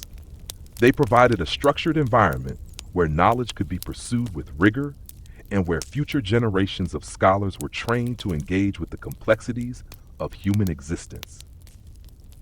The medieval university, with its blend of tradition and innovation, represents a critical chapter in the history of education and the development of Western civilization. Medieval medicine and healing practices. In the medieval world, medicine was an intricate blend of empirical observation, ancient texts, religious belief, and superstition. Unlike the standardized healthcare systems we know today, medieval medicine was fragmented, relying on a combination of learned physicians, practical healers, herbalists, and religious figures. While modern readers might dismiss much of medieval medical practice as primitive or misguided, it was in fact a complex and evolving field, shaped by centuries of knowledge inherited from Greco-Roman, Arabic, and folk traditions. The period witnessed the development of hospitals, medical schools, and texts that laid important foundations for future scientific advances, even as many treatments remained tied to spiritual and humoral theories. The dominant medical framework in medieval Europe was heavily influenced by the ancient theory of the four humors: blood, phlegm, black bile, and yellow bile. Originating from Hippocrates and Galen, this theory posited that the balance or imbalance of these bodily fluids determined health and disease. Physicians sought to restore balance through various means such as bloodletting, purging, and dietary regulation. Though flawed by modern standards, the humor theory provided a systematic approach to diagnosis and treatment that shaped medical practice for centuries. Diagnoses were often based on observation of the patient's symptoms, urine color and consistency, pulse, and complexion, combining sensory data with humoral interpretation. Medical practitioners in the Middle Ages were diverse, ranging from university-trained physicians who studied the works of Hippocrates, Galen, Avicenna, and other classical authorities, to barber surgeons who performed practical procedures like bloodletting and tooth extraction, to midwives and herbalists using local knowledge and remedies. Physicians, who were relatively rare and expensive, often served the wealthy and nobility, while common people relied on folk healers or clergy who offered prayers, charms, and holy relics as cures. This division reflected not only social hierarchies, but also differing understandings of health. Some viewed illness primarily as a physical imbalance, others as divine punishment or spiritual affliction. Hospitals in the medieval period were more than places for medical treatment. They were often charitable institutions run by religious orders, providing shelter and care for the sick, poor, and pilgrims. While the quality of medical treatment varied, these hospitals represented an important step toward institutional health care. Some, like the Hospital of St. John in Jerusalem or the Hotel Dieu in Paris, became renowned centers of care and medical learning. Monastic infirmaries also served as important sites where monks prepared herbal medicines and cared for the ill, combining practical skills with spiritual support. Herbal medicine was a cornerstone of medieval healing, with healers gathering plants known for their medicinal properties. The knowledge of herbs such as willow, a source of salicylic acid, a precursor to aspirin, rosemary, lavender, and mandrake, was passed down through generations in handwritten herbals and compendia like the Physica by Hildegard of Bingen or De Materia Medica by Dioscorides. Remedies often involved complex recipes combining multiple ingredients, prepared as poultices, infusions, ointments, or potions. While many herbs had genuine therapeutic effects, treatments could also be mixed with superstition, such as the use of amulets or incantations. Surgery in the medieval era was limited by the lack of anesthesia and antiseptics, but certain procedures were practiced with skill, especially by barber surgeons. These practitioners handled wounds, fractures, abscesses, and even amputations, often under grim conditions. Cauterization with hot irons was used to stop bleeding, and surgeons developed specialized tools for their craft. Despite the dangers, surgical knowledge slowly progressed through the copying of classical texts and practical experience, setting the stage for later developments. Religious and spiritual dimensions were inseparable from medieval medicine. Illness was often seen as a test of faith, punishment for sin, or the work of malevolent spirits. Prayer, pilgrimage to holy sites, relics of saints, and the intervention of clergy were all integral to healing practices. Pilgrims sought cures at shrines such as those of St. Thomas Becket in Canterbury or St. James in Compostela, believing that divine grace could restore health. This blending of faith and medicine reflected a worldview where body and soul were intertwined, and healing was as much a spiritual journey as a physical one. Plagues and epidemics, most notably the Black Death in the 14th century, challenged medieval medical understanding and devastated populations. Physicians struggled to contain these outbreaks, often resorting to quarantine, fumigation, and rudimentary public health measures, although lacking knowledge of microbes and transmission.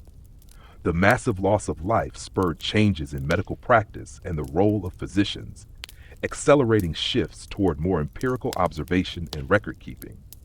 Education for medical practitioners grew through medieval universities, which established medical faculties teaching canonical texts and clinical practice. The translation of Arabic medical works into Latin, such as Avicenna's Canon of Medicine, expanded European medical knowledge and introduced new concepts in anatomy, pharmacology, and disease treatment. These texts were studied alongside theology and philosophy, underscoring the intellectual rigor and complexity of medieval medicine despite its limitations. In conclusion, medieval medicine was a multifaceted field, blending ancient wisdom, religious belief, and emerging scientific inquiry. While many practices seem archaic today, the period laid essential groundwork for the evolution of medicine. It reflects a world grappling with the mysteries of human health in the absence of modern technology, where faith and reason coexisted in the quest to alleviate suffering and prolong life. The legacy of medieval medicine endures in the institutions, texts, and evolving practices that bridge the ancient world and the dawn of modern science, diet, and the challenges of nutrition. Medieval diets varied greatly depending on social class, geography, season, and local customs. Yet they were universally shaped by the agricultural rhythms and limitations of the time.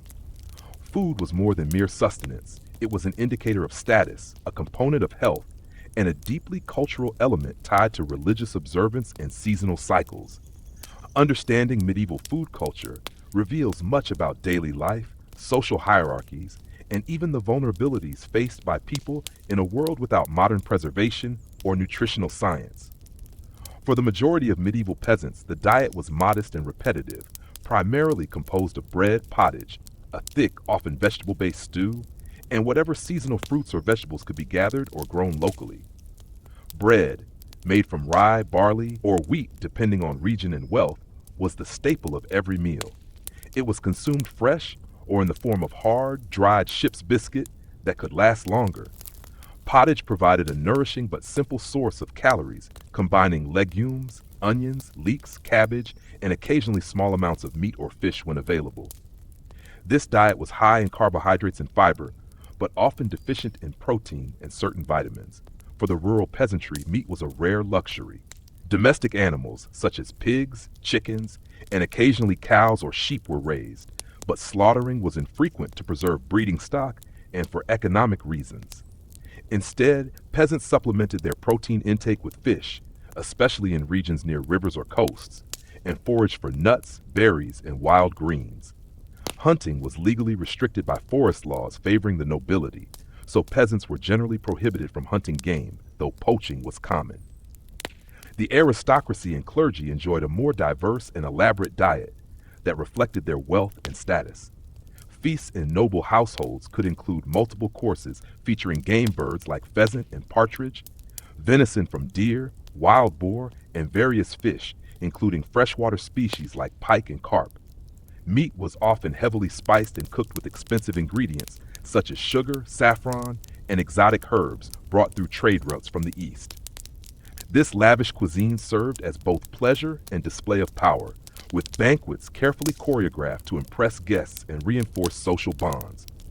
Medieval food preparation was labor-intensive and shaped by the tools and technologies available.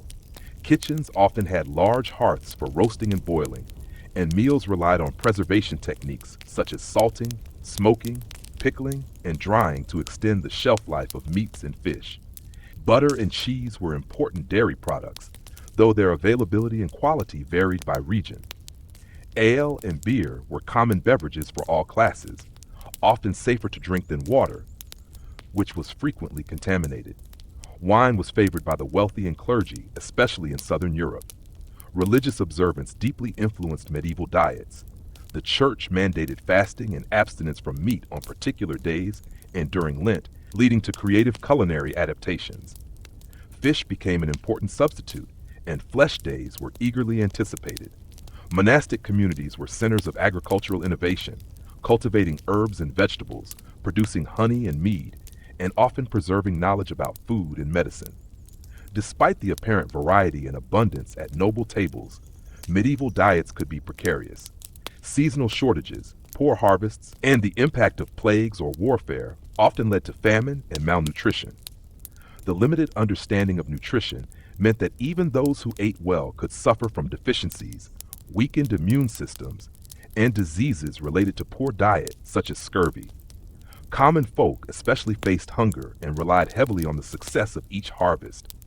Cooking methods and recipes were recorded in various medieval manuscripts and cookbooks, such as the 14th century form of curry, providing insight into the tastes and techniques of the time.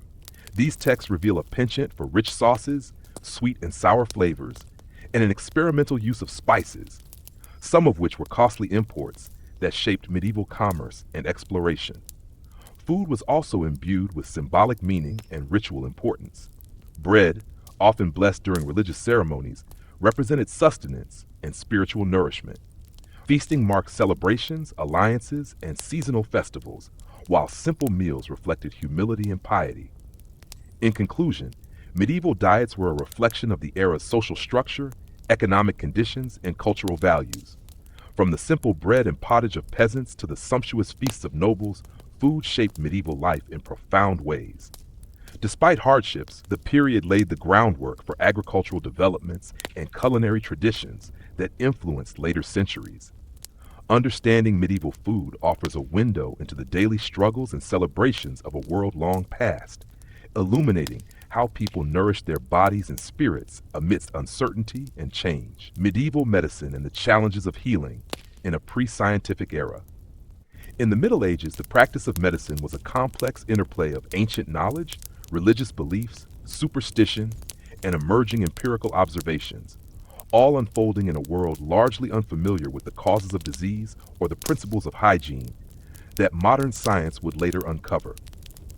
Medicine was not a distinct, well-organized profession as we understand it today. Instead, healing encompassed a variety of practitioners, from learned physicians trained in medieval universities to herbalists, midwives, and faith healers working within local communities. The path to health was often uncertain, and the line between cure and harm was thin. Medical knowledge in medieval Europe was inherited largely from the classical texts of Hippocrates, Galen, and later Arab scholars such as Avicenna, whose works were translated and studied in European centers of learning. These writings emphasized the balance of the four humors, blood, phlegm, black bile, and yellow bile, and posited that health depended on maintaining this equilibrium. Disease was therefore often understood as a disruption of this balance, and treatments aimed to restore it through methods such as bloodletting, purging, and the use of herbal remedies. Physicians, generally men of some education and status, were rare and expensive, usually serving the wealthy or clerical elites. They relied on the texts and their observations, but without modern diagnostic tools, their understanding was limited. Many treatments were prescribed based on astrological charts or humoral theory rather than direct clinical evidence. This reliance on classical authority sometimes hindered progress, but it also ensured a continuity of medical tradition through turbulent times. Beyond the university-trained physician were a multitude of healers who worked closer to the everyday person. Barber surgeons, for instance, handled surgeries such as tooth extractions, wound care, and amputations, often practicing a craft learned through apprenticeships rather than formal study. Midwives and herbalists offered remedies drawn from plants and natural substances, mixing potions and salves for common ailments. Their knowledge, while practical and often effective for minor conditions, was sometimes viewed with suspicion, especially when it overlapped with folk magic or superstition. Hospitals in the medieval period were very different from modern institutions. Often founded and run by religious orders, these hospitals primarily served as places of care and hospitality for the poor, pilgrims, and the chronically ill, rather than centers of advanced medical treatment. The emphasis was on spiritual healing as much as physical, with prayer and religious rites accompanying the care provided. Isolation of contagious patients was rudimentary or non-existent, contributing to the spread of epidemics. One of the greatest medical challenges of the Middle Ages was the frequent occurrence of epidemics, notably the devastating waves of the Black Death in the 14th century, which claimed millions of lives and altered the course of history. Lacking an understanding of germ theory or vectors of transmission, medieval people often blamed supernatural forces, divine punishment, or miasmas, bad air, for outbreaks. Attempts to combat disease included processions, flagellants, and various forms of quarantine, though these measures were of limited effectiveness. Surgery was a risky and often last resort option. Without anesthesia or antiseptics, operations were painful and frequently led to infection or death. Yet, surgical knowledge was not absent. Treatises and manuals circulated, describing techniques for treating wounds, fractures, and certain ailments. The use of cauterization to stop bleeding or the extraction of bladder stones showed practical skill amid the constraints of the period. Nutrition and lifestyle were also understood to impact health, though explanations were entangled with humoral theory. Diet, exercise, and bathing were prescribed in accordance with an individual's temperament and the seasons. Bathhouses, common in many towns, were centers not only of hygiene but also social interaction, though attitudes toward bathing shifted over time, influenced by religious and cultural changes. The spiritual dimension of healing was inseparable from the physical. Saints' relics, pilgrimage sites, and miraculous cures formed a significant part of medieval medicine. Many people sought divine intervention, believing that health was ultimately a gift from God. Prayer, confession, and participation in the sacraments were viewed as essential complements to any earthly remedy. Despite these challenges and limitations, medieval medicine laid important foundations for later developments. The preservation and transmission of classical knowledge through monasteries and universities kept medical learning alive. The gradual accumulation of practical experience and the early stirrings of empirical observation foreshadowed the eventual transformation of medicine during the Renaissance and beyond. Ultimately, medieval medicine reflects a world striving to understand and control the mysteries of the human body and disease with the tools available, balancing faith, tradition, and emerging reason. It is a testament to human resilience and curiosity, set against the backdrop of a time when life was fragile, and healing was as much an art as a science. Let me know if you'd like this edited or formatted for a particular use. The role of midwives and childbirth in medieval society. In medieval society, childbirth was one of the most critical yet perilous moments in a woman's life, shrouded in a mix of tradition, faith, and the limited medical knowledge of the time. The role of the midwife was central to this experience, a figure both revered and integral within the community, though often working in the shadows, away from the male-dominated spheres of medicine and authority. Midwives were the quiet guardians of life's beginning, their expertise shaped not by formal schooling, but by generations of practical experience, oral transmission of knowledge, and a deep understanding of the female body and its mysteries. Childbirth was considered the exclusive domain of women, a sacred event that unfolded behind closed doors, away from the public eye and, notably, the presence of men. When labor began, the household would transform into a sanctified space. Windows were shuttered, doors bolted, and the room dimmed to encourage calm and focus. The atmosphere was thick with a mixture of apprehension, hope, and reverence. Women gathered around, relatives, neighbors, and the midwife, offering support, prayers, and comfort. The hearth was kept burning, casting a warm glow, and the sounds of labor echoed alongside whispered invocations for protection and ease. In the absence of modern medical instruments or sterile environments, the midwife's hands were her most vital tools. Through careful observation and an intimate understanding of the signs of labor, she guided the mother through the stages of childbirth, offering herbal remedies to alleviate pain and assist contractions, warming cloths to soothe aches, and repositioning the laboring woman to encourage the natural progression of birth. These remedies were drawn from a blend of folk knowledge and classical medical texts, often involving the use of sage, rosemary, and other botanicals believed to have healing or protective properties. The midwife also played the role of spiritual intermediary, employing charms, prayers, and rituals aimed at warding off evil spirits believed to threaten the mother and child. This blend of practical skill and spiritual care reflected the medieval worldview, where physical health was deeply intertwined with spiritual well-being. Despite the midwife's crucial role, childbirth remained fraught with danger. Complications such as obstructed labor, infection, and postpartum hemorrhage often proved fatal, and many women prepared themselves for the possibility of death through confession and last rites. Once the child was born, the midwife's work continued beyond delivery. She assisted in delivering the placenta, cared for any tears or wounds, and ensured the mother was cleaned and rested. The newborn was immediately swaddled to protect its fragile body, and the midwife might stimulate the infant if breathing was weak, using salt or cool water to encourage its first breaths. Breastfeeding advice, dietary guidance for the mother, and recommendations for rest formed part of the postpartum care, which could extend for weeks as the mother recovered. The presence of the midwife in the community was a constant thread through the cycle of women's lives, not only aiding in birth, but offering support during miscarriages, fertility issues, and women's illnesses. While some midwives gained formal recognition or guild licenses in towns, most operated informally, trusted neighbors whose knowledge was passed down through apprenticeship and tradition. Yet the midwife's position was precarious. In times of tragedy, such as stillbirths or maternal death, midwives could be blamed or even accused of witchcraft, particularly during periods of social upheaval or religious fervor. Despite these dangers, their essential role was recognized and valued by the families they served.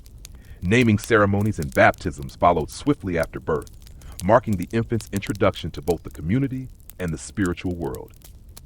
These rites reinforced the intertwined nature of medieval life and faith, with the midwife often honored for her service. Ultimately, midwives were the unseen pillars of medieval communities, embodying a blend of science, care, and spiritual guardianship.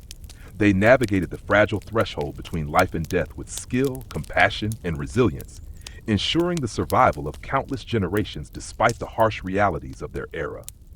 Their legacy, though rarely recorded in formal histories, endures in the very fabric of human continuity. Medicine and illness, battling disease in the medieval world. In the harsh realities of medieval life, illness was a relentless adversary that spared no one, from the peasantry to the nobility. Without the benefits of modern medicine, medieval people faced diseases with limited understanding, often relying on a mixture of herbal remedies, superstition, and religious faith. The medical practices of the time reflected a complex interplay of classical knowledge inherited from ancient authorities like Galen and Hippocrates, intertwined with local traditions and the prevailing religious worldview. The concept of health in the Middle Ages was closely tied to the humoral theory, which posited that the body's balance of four humors, blood, phlegm, black bile, and yellow bile, determined well-being. Illness was seen as an imbalance that needed correcting through methods such as bloodletting, purging, or diet alteration. These practices were performed by a variety of practitioners, including barber surgeons, apothecaries, and herbalists, each occupying different roles within medieval healthcare. Hospitals in the Middle Ages were quite different from their modern counterparts. Often established by religious orders, they were places not only for treating the sick, but also for caring for the poor and pilgrims.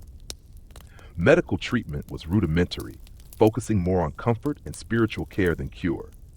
The sick were tended with prayers, herbal poultices, and rudimentary surgical procedures when necessary.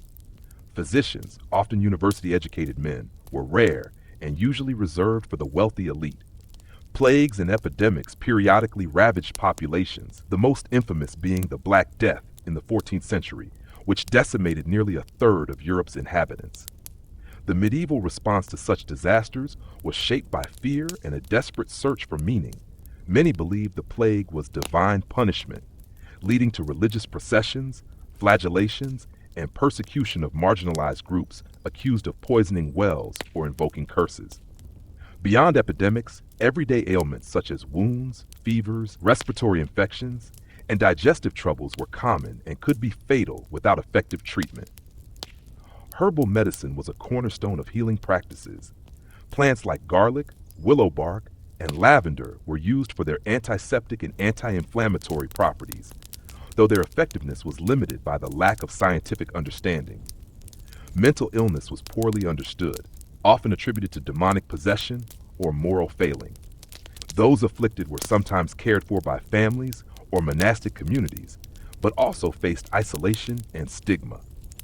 Despite these challenges, medieval people demonstrated resilience and adaptability in their approach to health. Communities relied heavily on knowledge shared through oral tradition, folk healers, and the combined wisdom of church and state authorities who regulated medical practice to some degree.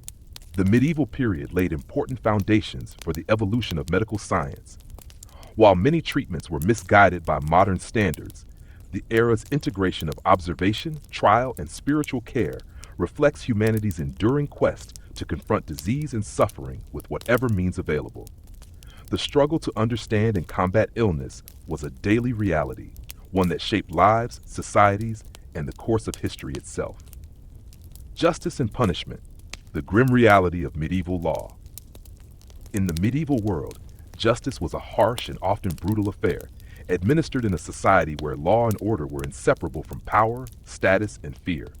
Unlike modern legal systems grounded in codified rights and due process, medieval justice operated within a framework of customary laws, local lordship, and a deeply entrenched social hierarchy.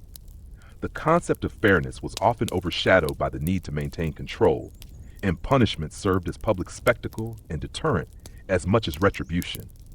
The administration of justice was fragmented and localized. Lords and barons acted as judges within their manors or territories, presiding over courts that dealt with everything from petty theft to violent crimes. In towns, guilds and municipal councils sometimes held their own courts. The king's courts existed, but reached only as far as the monarch's influence extended, and royal justice was often reserved for nobles or serious offenses. Trials could be bewildering by today's standards. Accusations might be based on rumor or personal vendettas, and the accused had few rights. Evidence was often scant, and witness testimony could be unreliable or coerced. Trial by ordeal, a practice rooted in religious belief, was one of the most striking features of medieval justice. The accused might be subjected to painful tests, such as carrying a red-hot iron or being submerged in water, with survival or the outcome interpreted as divine judgment. Other forms of trial included compurgation, where the accused gathered a group of oath helpers to swear to their innocence, and later, trial by jury emerged, although this was still a developing practice. Punishments ranged widely, from fines and public shaming to imprisonment, mutilation, and death. Hanging was common for thieves, beheading was considered more honorable for nobles, and burning at the stake was used for heretics and witches. The public nature of punishment was intended as a deterrent and a reaffirmation of social order. Executions were often held in marketplaces or town squares, drawing large crowds. Torture was employed not only as punishment, but also as a method to extract confessions or information. Instruments like the rack, the Iron Maiden, and thumbscrews became grim symbols of the medieval justice system's cruelty. Prisons were rudimentary and often temporary holding places rather than long-term facilities. Many were dirty, overcrowded, and rife with disease. Debtors, political prisoners, and accused criminals alike suffered harsh conditions. For many, a prison sentence was as much a death sentence as execution. Medieval law also reinforced social stratification. Peasants and commoners faced harsher penalties and fewer protections than nobles. Women's legal rights were limited, with their status often tied to their fathers or husbands. Inheritance, marriage disputes, and property rights were governed by patriarchal customs and local traditions, leaving many women vulnerable. Despite its severity, the medieval justice system evolved over time. The Magna Carta of 1215 marked a significant step towards limiting arbitrary royal power and establishing certain legal protections, such as the right to a fair trial. Guilds and towns developed charters that protected their members and regulated commerce and behavior within their jurisdictions. In this world of shifting power and rigid hierarchies, law was a tool of authority and control, reflecting the values and fears of medieval society. The fear of punishment loomed large, shaping behavior and reinforcing social norms. Yet beneath the surface, the medieval pursuit of justice laid early foundations for the legal principles that would eventually evolve into the modern rule of law. Religion and daily life, faith as the pillar of medieval existence. In the medieval era, religion was not merely a facet of life, it was the very foundation upon which society was built, shaping every aspect of existence from birth to death. The Catholic Church dominated the spiritual, cultural, and political landscapes of medieval Europe, intertwining faith with governance, education, and social norms. To live in the Middle Ages was to live in a world profoundly saturated with religious belief, ritual, and doctrine, where divine providence was seen as the ultimate explanation for fortune and misfortune alike. Justice and punishment, the harsh realities of medieval law. In medieval society, justice was a complex and often brutal affair, deeply entwined with local customs, the feudal hierarchy, and the pervasive influence of the church. Unlike modern legal systems, characterized by codified laws, professional judges, and standardized procedures, medieval justice was a patchwork of traditions, harsh penalties, and variable enforcement. It was a system designed not merely to uphold order, but to reinforce social structures and demonstrate authority through public spectacle and fear. At its core, medieval justice was about maintaining the fragile balance within communities where violence, theft, and betrayal threatened survival. However, the definition of crime was fluid and deeply influenced by one's social status. A noble's transgression might be handled with negotiation or fines, while a serf's similar offense could result in severe corporal punishment or death. Law and order were thus inseparable from the rigid social order, with justice serving as an instrument of control by lords and monarchs. Local courts were the primary venues where disputes were settled and crimes punished. These courts were often presided over by the lord or his appointed steward, and the proceedings were public affairs designed to deter wrongdoing. The accused had limited rights, and the presumption of innocence was rare. Instead, confessions, often extracted through intimidation or torture, carried great weight. Trials by ordeal, such as holding hot iron or submersion in water, were believed to reveal divine judgment, a terrifying reminder of the supernatural beliefs that permeated legal practices. Punishments were severe and public, intended to instill fear and reinforce social order. Flogging, branding, mutilation, and execution were common penalties for theft, violence, or heresy. The stocks and pillories exposed offenders to public humiliation and abuse, while gallows loomed over villages as grim symbols of authority. Capital punishment was meted out for a wide range of offenses, reflecting the unforgiving nature of medieval law. Yet mercy was sometimes exercised, especially when petitions for clemency came from influential figures or the church. The church played a dual role in justice, both as a moral authority and a legal power. Ecclesiastical courts handled matters of marriage, morality, and clerical offenses, often operating under different rules and lighter punishments than secular courts. The concept of sanctuary allowed accused individuals to seek refuge in churches, temporarily shielding them from secular law. However, the church's legal system also engaged in inquisitions to root out heresy, employing methods that could be as harsh and unforgiving as their secular counterparts. Justice extended beyond crime to include the resolution of disputes over land, inheritance, and contracts. These cases were crucial in a society where land ownership was the basis of wealth and power. Disputes could escalate into violent feuds, necessitating arbitration by lords or the king. Legal customs varied regionally, with some areas relying on written charters and others on oral traditions and communal consensus. Medieval law was also inseparable from the concepts of honor and reputation. Offenses against one's honor, such as slander or breach of fealty, could provoke blood feuds and cycles of revenge. The preservation of honor was paramount, often outweighing legal judgments in importance. This dynamic contributed to a society where personal and family reputation shaped social interactions and conflict resolution. Despite its harshness and inconsistencies, medieval justice was a reflection of the values and realities of its time. It sought to balance order with punishment, deterrence with mercy, and human judgment with divine will.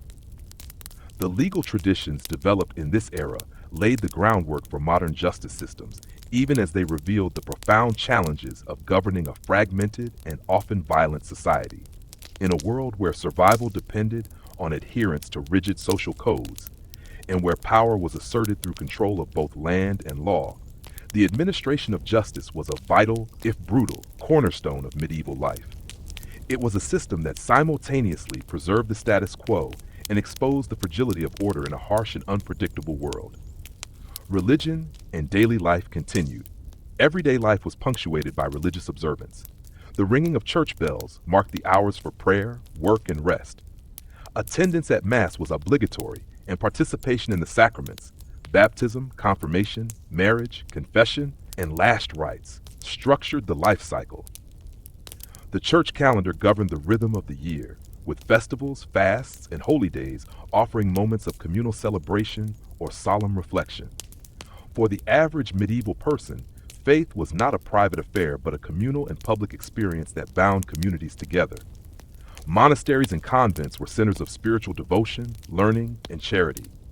Monks and nuns dedicated their lives to prayer, manuscript copying, and caring for the sick and poor. These religious institutions preserved classical knowledge and transmitted it to future generations. The church also wielded immense political power, owning vast tracts of land and influencing kings and nobles.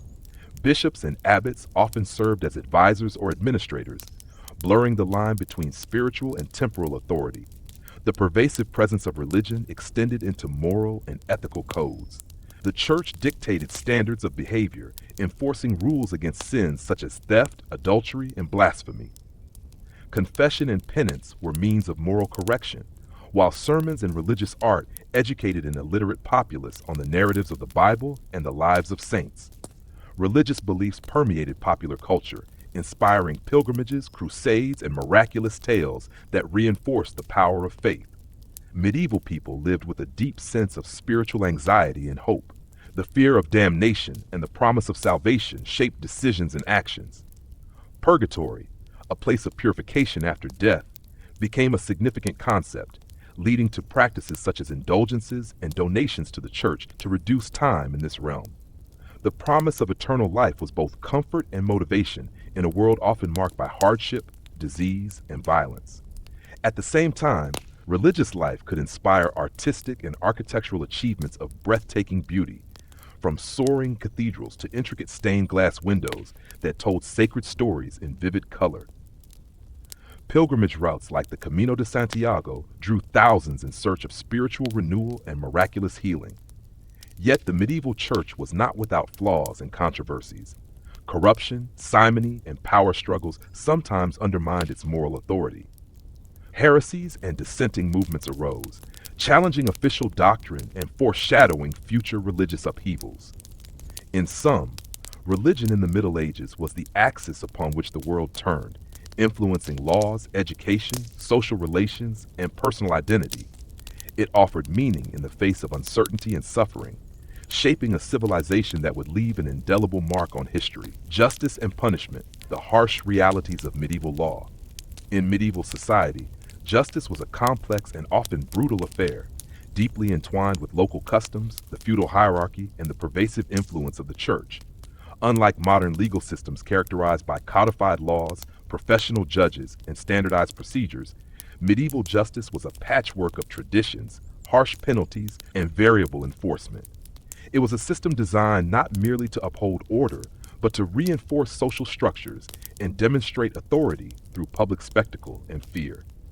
At its core, medieval justice was about maintaining the fragile balance within communities where violence, theft, and betrayal threatened survival. However, the definition of crime was fluid and deeply influenced by one's social status. A noble's transgression might be handled with negotiation or fines, while a serf's similar offense could result in severe corporal punishment or death. Law and order were thus inseparable from the rigid social order, with justice serving as an instrument of control by lords and monarchs. Local courts were the primary venues where disputes were settled and crimes punished. These courts were often presided over by the lord or his appointed steward, and the proceedings were public affairs designed to deter wrongdoing. The accused had limited rights, and the presumption of innocence was rare. Instead, confessions, often extracted through intimidation or torture, carried great weight. Trials by ordeal, such as holding hot iron or submersion in water, were believed to reveal divine judgment, a terrifying reminder of the supernatural beliefs that permeated legal practices. Punishments were severe and public, intended to instill fear and reinforce social order. Flogging, branding, mutilation, and execution were common penalties for theft, violence, or heresy. The stocks and pillories exposed offenders to public humiliation and abuse, while gallows loomed over villages as grim symbols of authority. Capital punishment was meted out for a wide range of offenses, reflecting the unforgiving nature of medieval law. Yet mercy was sometimes exercised, especially when petitions for clemency came from influential figures or the church. The church played a dual role in justice, both as a moral authority and a legal power. Ecclesiastical courts handled matters of marriage, morality, and clerical offenses, often operating under different rules and lighter punishments than secular courts. The concept of sanctuary allowed accused individuals to seek refuge in churches, temporarily shielding them from secular law. However, the church's legal system also engaged in inquisitions to root out heresy, employing methods that could be as harsh and unforgiving as their secular counterparts. Justice extended beyond crime to include the resolution of disputes over land, inheritance, and contracts. These cases were crucial in a society where land ownership was the basis of wealth and power. Disputes could escalate into violent feuds, necessitating arbitration by lords or the king. Legal customs varied regionally, with some areas relying on written charters and others on oral traditions and communal consensus. Medieval law was also inseparable from the concepts of honor and reputation. Offenses against one's honor, such as slander or breach of fealty, could provoke blood feuds and cycles of revenge. The preservation of honor was paramount, often outweighing legal judgments in importance. This dynamic contributed to a society where personal and family reputation shaped social interactions and conflict resolution. Despite its harshness and inconsistencies, medieval justice was a reflection of the values and realities of its time. It sought to balance order with punishment, deterrence with mercy, and human judgment with divine will. The legal traditions developed in this era laid the groundwork for modern justice systems, even as they revealed the profound challenges of governing a fragmented and often violent society. In a world where survival depended on adherence to rigid social codes, and where power was asserted through control of both land and law, the administration of justice was a vital, if brutal, cornerstone of medieval life. It was a system that simultaneously preserved the status quo and exposed the fragility of order in a harsh and unpredictable world. Food and famine, the medieval struggle for sustenance. The daily reality of medieval life was profoundly shaped by the struggle to secure enough food, a struggle that was often unpredictable, harsh, and relentless. In an era before modern agricultural techniques, refrigeration, or widespread trade networks, the availability of food was tied directly to the cycles of nature, the health of crops, and the stability of the social order. For peasants and nobles alike, eating was never guaranteed, and the ever-present threat of famine loomed large over medieval communities. Agriculture formed the backbone of medieval sustenance, with the majority of the population engaged in farming to feed themselves and their lords. Villagers worked the land in a system of open fields and common pastures, planting grains such as wheat, rye, and barley alongside vegetables and legumes. Livestock, cattle, sheep, pigs, and chickens were crucial for meat, milk, and eggs, but animals were luxuries to be carefully managed rather than abundant sources of protein. Seasonal rhythms dictated planting and harvesting, and the success of a harvest could mean the difference between plenty and starvation. Yet even in the best of times, Medieval diets were simple and repetitive. Bread, often coarse and made from rye or barley, formed the staple of the peasant's meal, accompanied by pottage, a thick stew made from whatever vegetables and grains were available. Meat was rare and generally reserved for feasts or the wealthy, while fish was important in coastal or riverine areas, especially on religious fast days when meat was forbidden. Herbs and spices were prized, though expensive, and their use was limited mostly to the wealthy elite. Famine was a recurring and devastating reality. Crop failures could be caused by drought, excessive rain, early frosts, or infestations of pests and diseases like ergot, which sometimes contaminated grain supplies and caused illness or death. When harvests failed, food stores dwindled rapidly, and the consequences were dire. Hunger bred desperation, disease, and social unrest. Accounts from medieval chronicles frequently describe famine so severe that people resorted to eating animals not normally consumed, and in the most desperate cases, even grave robbing and cannibalism. The impact of famine extended beyond mere hunger. Weakened bodies were more susceptible to plague and other diseases, compounding the suffering and death tolls. Moreover, famines destabilized society. Peasant revolts and riots often followed periods of scarcity, challenging the authority of lords who were seen as responsible for protecting their communities. Medieval rulers and the church attempted to mitigate the effects of famine through a variety of means. Grain stores were sometimes maintained as emergency reserves, and food redistribution efforts were organized in times of crisis. Monasteries played a critical role as centers of relief, distributing bread and alms to the poor. Yet these measures were limited in scope and could rarely prevent widespread suffering. Preservation of food was a constant concern. Without refrigeration, medieval people relied on drying, smoking, salting, and pickling to prolong the life of meats and vegetables. Root cellars and cool storage areas helped keep foods edible through the winter months. Despite these efforts, food spoilage was common, and winter often brought scarcity even after a bountiful harvest. Feasting and fasting punctuated the medieval food experience, especially among the nobility. Grand banquets displayed wealth and power through lavish spreads of meats, spices, and imported delicacies, often accompanied by entertainment and ceremony.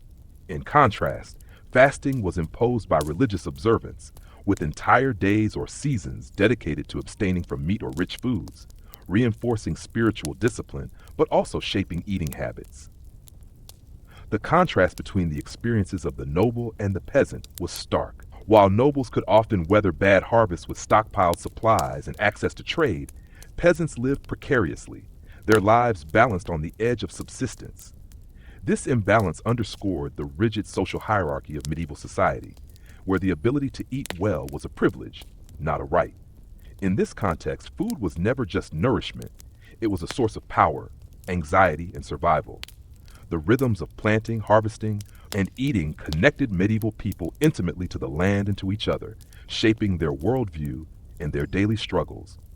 Understanding the medieval relationship with food reveals the profound challenges and resilience that defined life in this distant era. Justice, the harsh reality of medieval courts. In the complex social fabric of the medieval world, law and justice were both vital pillars and formidable instruments of power. Unlike the modern legal systems built on codified statutes and impartial courts, medieval justice was deeply intertwined with local customs, feudal hierarchies, and the authority of lords, kings, and the church. The pursuit of justice was often less about fairness in an abstract sense and more about maintaining order, reinforcing social status, and protecting property. Legal systems varied widely across regions and periods, but certain common threads defined the medieval approach to justice. Laws were often unwritten, passed down orally, or recorded in localized charters and customary codes.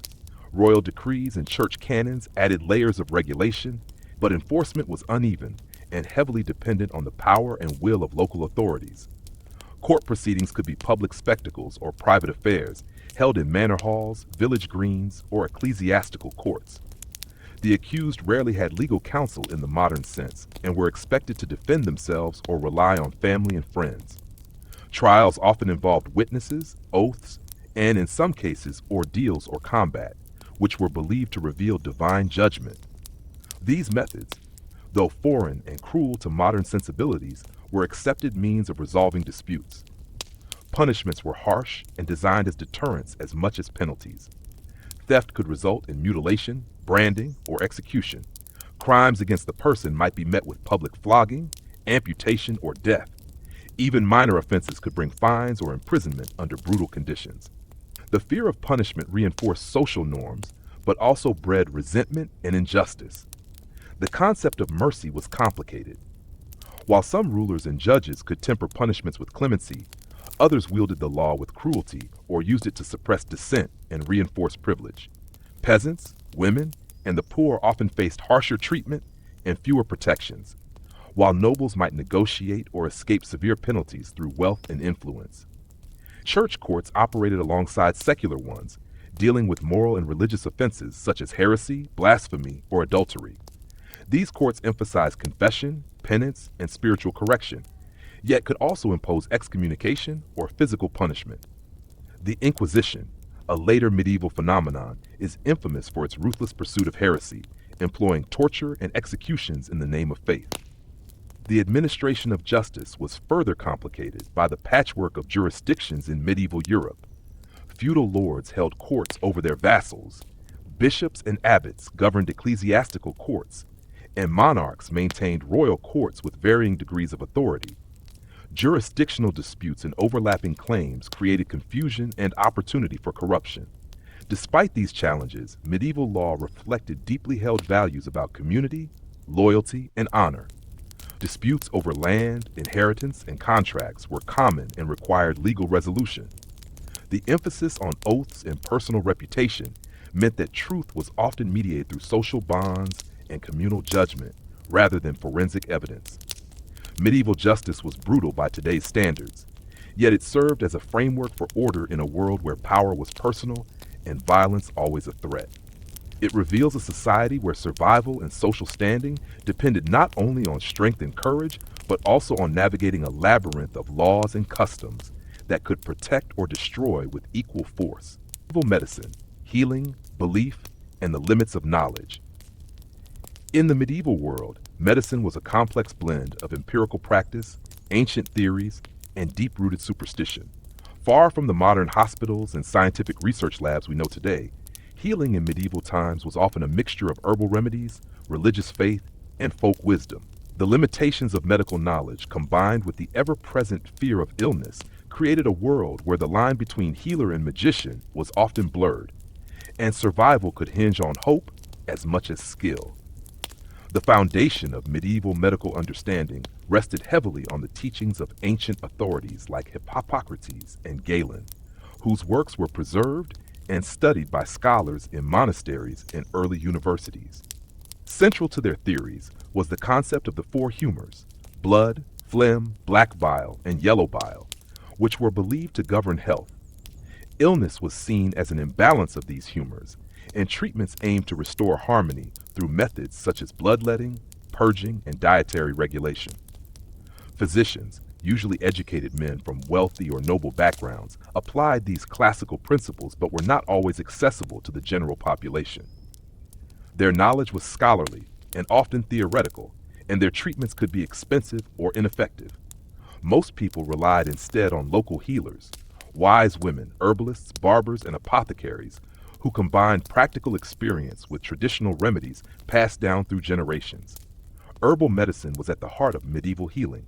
Plants like chamomile, lavender, willow bark, and sage were commonly used to alleviate pain, reduce fevers, or treat wounds. These remedies were applied as infusions, poultices, or ointments. The efficacy of many herbs was real, though often supplemented by symbolic or ritualistic practices intended to strengthen their power or appeal to divine protection. Religion played a pivotal role in medieval medicine.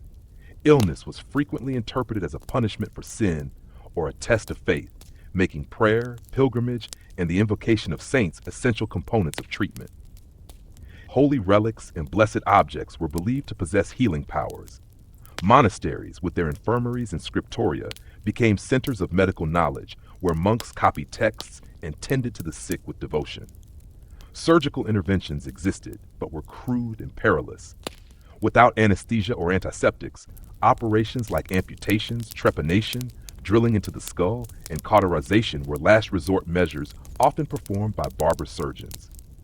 These practitioners, who combined hair cutting with medical procedures, were more accessible to common folk but lacked the status of university-trained physicians. Disease outbreaks, such as the infamous Black Death, revealed the fragility of medieval medical understanding. With little knowledge of contagion or bacteria, societies resorted to quarantine, flagellation, or scapegoating to control plagues. The devastating impact of epidemics challenged faith and medicine alike, leaving lasting scars on European populations. Mental illness was poorly understood and frequently stigmatized, often attributed to demonic possession or moral failing. Treatments ranged from prayer and exorcism to harsh confinement or abandonment. Only within the walls of monasteries or later in rudimentary hospitals did some afflicted find care, albeit limited and compassionate in varying degrees. Despite these limitations, medieval medicine laid foundations for later advancements. The preservation and translation of classical texts, the establishment of medical schools, and the empirical observations of practitioners slowly pushed the boundaries of knowledge. The tension between science, faith, and folklore shaped a medical culture that was as much about navigating uncertainty as it was about healing. In sum, medieval medicine reflects a world where hope, fear, and faith intertwined with the practical realities of illness and injury. It was a field marked by courage and resilience, where healers, whether learned scholars or humble village women, played vital roles in sustaining life in a harsh and unpredictable era. The harsh reality of medieval justice, crime, punishment, and social control. Medieval justice was a stark reflection of the era's values, social hierarchy, and the pervasive need to maintain order in often turbulent communities. Unlike the structured legal systems familiar to us today, medieval justice was a patchwork of local customs, royal decrees, ecclesiastical laws, and feudal authority, each shaped by geography, social status, and the influence of the church.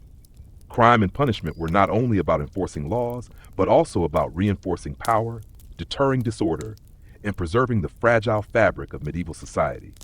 The concept of law was deeply intertwined with notions of honor, duty, and divine will.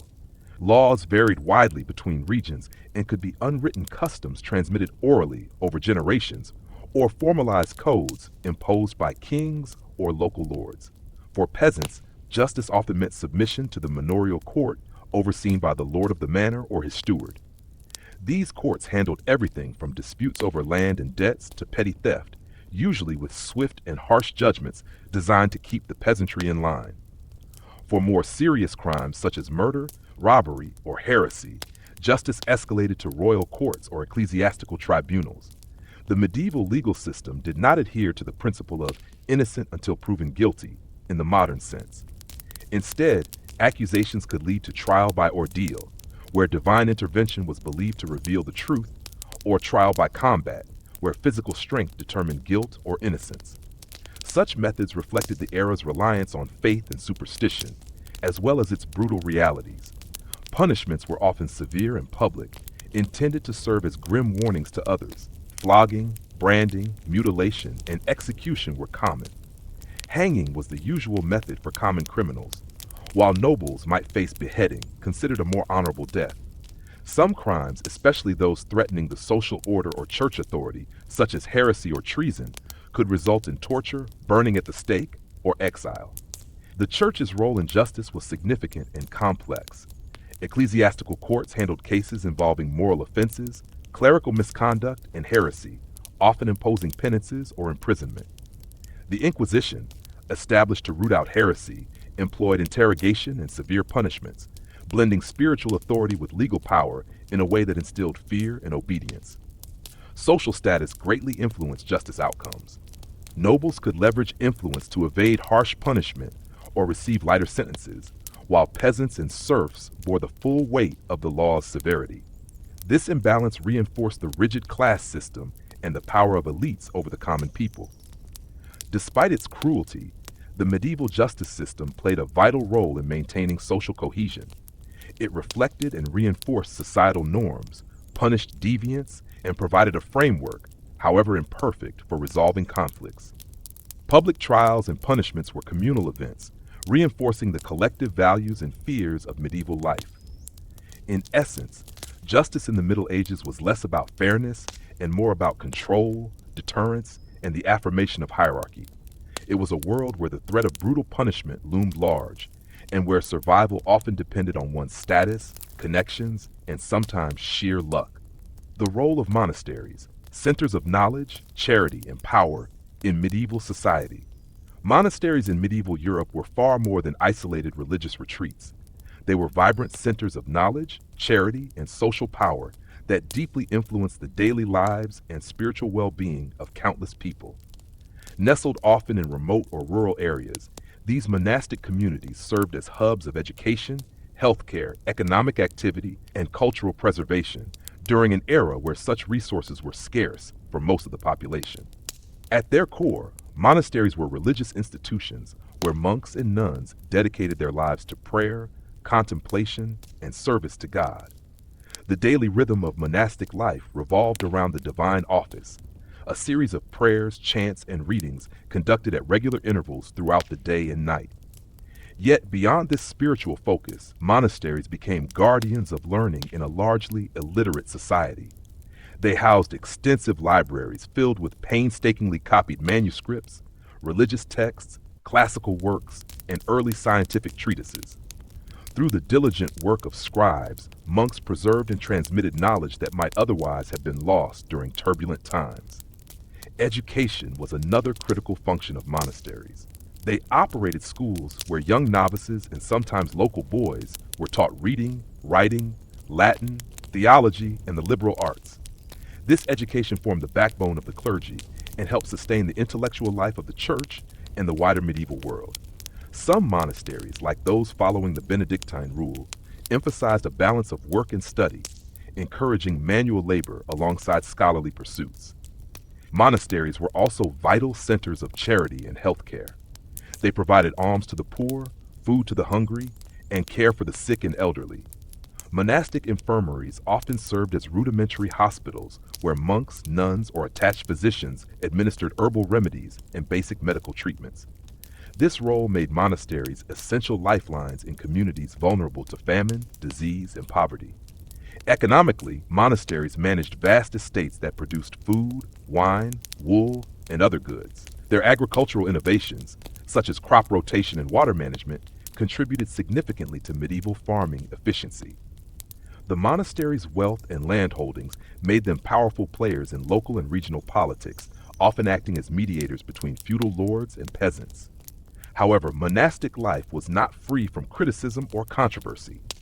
Some monasteries accumulated great wealth and influence, leading to accusations of corruption, lax discipline, or excessive involvement in secular affairs. The reforms of the 11th and 12th centuries, such as the Cluniac and Cistercian movements, sought to renew monastic rigor and spirituality by emphasizing poverty, simplicity, and stricter adherence to the rule of Saint Benedict. In summary, monasteries stood at the crossroads of faith, knowledge, charity, and power in medieval society. They shaped spiritual life while preserving culture and learning, aided the vulnerable, and influenced the political landscape. Their legacy echoes in the institutions of education, healthcare, and cultural preservation that continue to shape our world today. Medieval warfare, the brutal reality behind the chivalrous legend. When imagining the Middle Ages, images of knights in shining armor, grand castles, and gallant battles often come to mind, painted by the romantic brush of chivalry and legend. However, the reality of medieval warfare was far harsher, dirtier, and more devastating than the idealized tales suggest. Warfare was a brutal and bloody business shaped by the technologies, social structures, and political conflicts of the era, leaving profound scars on both soldiers and civilians alike. At the heart of medieval warfare were the heavily armored knights, members of the warrior aristocracy who held land in exchange for military service. Their training began in childhood, learning horsemanship, swordsmanship, and the codes of chivalry that dictated conduct on and off the battlefield. Yet, these codes often clashed with the gritty realities of combat, where survival depended on strategy, endurance, and sheer brutality. Medieval battles were chaotic, noisy affairs, Armies were composed not only of knights but also of foot soldiers, archers, mercenaries, and levied peasants. The absence of modern communication meant that confusion and missteps were common. Armies marched long distances, suffering from fatigue, disease, and supply shortages before even reaching their enemies. Sieges were a frequent and grim aspect of medieval warfare. Castles and fortified towns were both defensive strongholds and symbols of power. Besieging forces employed battering rams, trebuchets, and mining to breach walls, while defenders endured starvation, disease, and relentless assault. The siege of a castle could last weeks or months, devastating the surrounding countryside and leaving survivors traumatized. Weaponry evolved over the centuries, from simple bows and spears to crossbows, longbows, and early forms of gunpowder artillery. The longbow, famously wielded by English archers at battles like Agincourt, could pierce armor and change the tide of battle. Siege engines hurled stones or incendiaries, turning fortifications to rubble. The human cost of medieval warfare was staggering. Soldiers faced not only the threat of death or maiming, but also horrific conditions: exposure to the elements, poor sanitation, and rampant disease. Armies could be decimated more by illness than by enemy weapons. Civilians suffered immensely, caught between opposing forces, subjected to looting, forced conscription, and famine caused by scorched earth tactics. Medieval law and customs sometimes placed limits on warfare, such as periods of truce during religious festivals or rules against harming certain classes, but these were inconsistently observed. Brutality, pillaging, and retribution were frequent, contributing to the long-standing cycles of violence and vendettas. Despite this, warfare was a central means by which medieval lords expanded their influence, defended territories, or sought glory. The experience of battle shaped social and political hierarchies, with victories elevating reputations and defeats often leading to ruin. In conclusion, medieval warfare was a harsh, grim reality, far removed from the romantic chivalry often portrayed. It was a complex interplay of technology, strategy, and human endurance, marked by suffering on a scale that extended beyond the battlefield to the entire society. Understanding this brutal reality reveals the true cost of power and conflict in the Middle Ages. The lives of peasants, backbone of medieval society, under endless strain. In the grand narrative of the Middle Ages, peasants often appear as a faceless mass, the lowest rung on the social ladder, their daily lives overshadowed by the deeds of kings, knights, and clergy. Yet it was the peasants, the serfs, villains, and free tenants who formed the backbone of medieval society, toiling relentlessly to produce the food, labor, and resources that sustained the entire feudal system. Their lives were marked by hardship, resilience, and a complex relationship with the land and lordship that defined their existence. Most peasants lived in small rural villages clustered around a manor controlled by a local lord. Their houses were simple and crude, made of wattle and daub with thatched roofs, often shared with animals to conserve warmth during harsh winters. Life was governed by the rhythm of the agricultural calendar: plowing, sowing, tending, and harvesting crops, punctuated by the seasons and religious festivals. Peasants did not own the land they worked. Instead, they held it by customary right, paying rent, or providing labor services to their lord. This labor, known as the corvée, could be grueling, requiring them to work the lord's demand fields for several days a week, in addition to tending their own small plots. They were also subject to various taxes and fees, including tolls on milling grain, baking bread, or using the lord's oven. The life of a peasant was precarious. Crop failures due to bad weather, pests, or disease could lead to famine and starvation. Medical care was rudimentary or non-existent, and common illnesses could prove fatal. Peasants lived in close quarters, with poor sanitation and limited understanding of hygiene, making them vulnerable to epidemics such as the Black Death, which would later decimate Europe's population. Despite their hardships, peasants maintained a rich communal life. Village gatherings, markets, fairs, and religious celebrations offered brief respite from toil and opportunities for social interaction. Folklore, music, and oral traditions passed down stories and wisdom through generations, sustaining a shared cultural identity. Legally, peasants were bound to the manor and lord, especially serfs who could not leave without permission. However, over time, changes such as the decline of feudalism, growth of towns, and legal reforms offered some peasants pathways to freedom and greater economic opportunity. In some regions, peasants organized revolts and protests against oppressive lords and unfair practices, though these uprisings were often harshly suppressed. The spiritual life of peasants centered around the local parish church, which provided not only religious instruction, but also social services, festivals, and a sense of community. The church's teachings emphasized obedience and the promise of salvation, providing hope amid earthly hardships. In essence, peasants endured a life of backbreaking labor, limited rights, and constant uncertainty, yet they persevered with remarkable fortitude. Their work fed kingdoms, their hands built castles, and their lives, though often invisible in grand histories, were foundational to the medieval world. Understanding their experiences offers a vital, grounded perspective on a society often romanticized or overshadowed by its elite. Medieval medicine, between faith, folklore, and early science. The practice of medicine in the Middle Ages was a complex tapestry woven from ancient knowledge, religious beliefs, folk remedies, and nascent scientific inquiry. Far removed from modern hospitals and evidence-based treatments, medieval medicine was often a blend of ritual, superstition, and rudimentary understanding of the human body. This illness and injury were common and feared, yet treatment options were limited and frequently ineffective, making survival a matter of luck as much as skill. Medical knowledge in medieval Europe was heavily influenced by the works of ancient Greek and Roman physicians, particularly Hippocrates and Galen. Their texts, preserved and translated by Islamic scholars in European monasteries, formed the foundation of formal medical education. However, access to such knowledge was limited to a small elite of university-trained physicians, clerics, and barber surgeons. Most people, especially peasants, relied on local healers, herbalists, and midwives, whose treatments were based on tradition and observation rather than scientific method.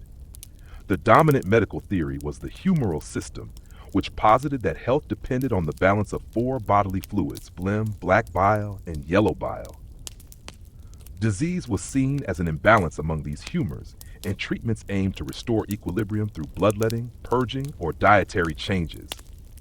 Though often harmful, these methods were widely practiced by physicians and lay healers alike. Hospitals, where they existed, were rudimentary institutions mainly focused on spiritual care rather than curing illness. Many were run by religious orders, providing shelter and prayers for the sick and dying, rather than effective medical treatment. Surgical procedures were risky and crude, performed without anesthesia or antiseptics, leading to high rates of infection and death. Folk medicine thrived alongside formal practices. Herbal remedies, charms, and incantations were common, reflecting a worldview where spiritual and physical health were deeply intertwined.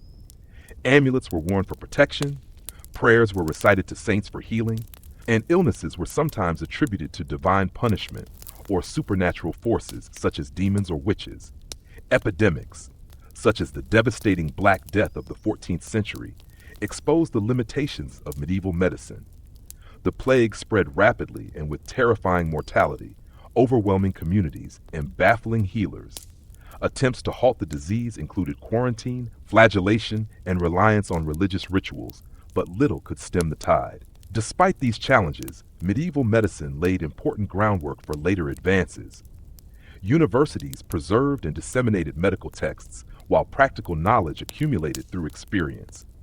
Surgeons developed new techniques, and gradual shifts toward observation and experimentation began to erode purely mystical explanations. In sum, medieval medicine was a field caught between ancient tradition and emerging inquiry, constrained by limited tools and pervasive spiritual beliefs. For most medieval people, illness was a feared but inevitable part of life, with remedies offering hope more than cure. Understanding this medical world reveals the fragile human condition in a time before modern science transformed healing, the medieval mindset, faith, fear, and the fabric of daily life. To truly understand why you wouldn't last a day in medieval times, one must grasp not only the physical hardships, but also the mental and spiritual world that shaped medieval life. The medieval mindset was a product of a world steeped in faith, governed by rigid social hierarchies, and shadowed by the constant presence of death, superstition, and the unknown. It was a worldview fundamentally different from our modern perspective, one where survival depended as much on belief and obedience as on physical endurance. At the heart of the medieval worldview was religion. Christianity dominated every aspect of life, providing both hope and explanation in a world rife with uncertainty. The church was not just a spiritual institution, but a powerful political and cultural force that dictated moral codes, education, and even laws. People believed that earthly suffering was a test of faith and that salvation awaited in the afterlife. This belief offered comfort, but also demanded submission to authority and acceptance of hardship as divinely ordained. Fear permeated daily existence. The threat of disease, famine, violence, and supernatural evil was ever present. People sought protection through prayer, rituals, and adherence to church teachings. Sin was believed to bring misfortune, and the fear of eternal damnation kept many in a state of anxious vigilance. This pervasive fear could be paralyzing, yet it also fostered community bonds as people gathered for worship, festivals, and mutual support. Social hierarchy was strictly enforced. From kings and nobles to peasants and serfs, everyone knew their place in the divine order. Mobility was limited, and defiance was met with harsh punishment. Life was often harsh and unfair, but the rigid structure provided stability and order in a chaotic world. Education was limited to a privileged few, leaving most people illiterate and reliant on oral tradition and church teachings. This lack of widespread literacy preserved ignorance, but also allowed superstition and folklore to flourish alongside religious doctrine. Knowledge was guarded, and questioning the status quo was dangerous. Despite these constraints, medieval people demonstrated remarkable resilience and creativity. They built cathedrals, developed complex legal systems, and cultivated art and literature that continue to inspire. Their worldview, though alien to modern sensibilities, was coherent within its own context and helped them navigate a challenging world. Ultimately, surviving a day in medieval times required more than physical strength. It demanded acceptance of a worldview rooted in faith, fear, and duty. Without understanding this mindset, modern individuals would find the medieval world bewildering and harsh beyond imagination. This final segment invites reflection on the profound differences between then and now, and the enduring human spirit that found meaning amid struggle and uncertainty.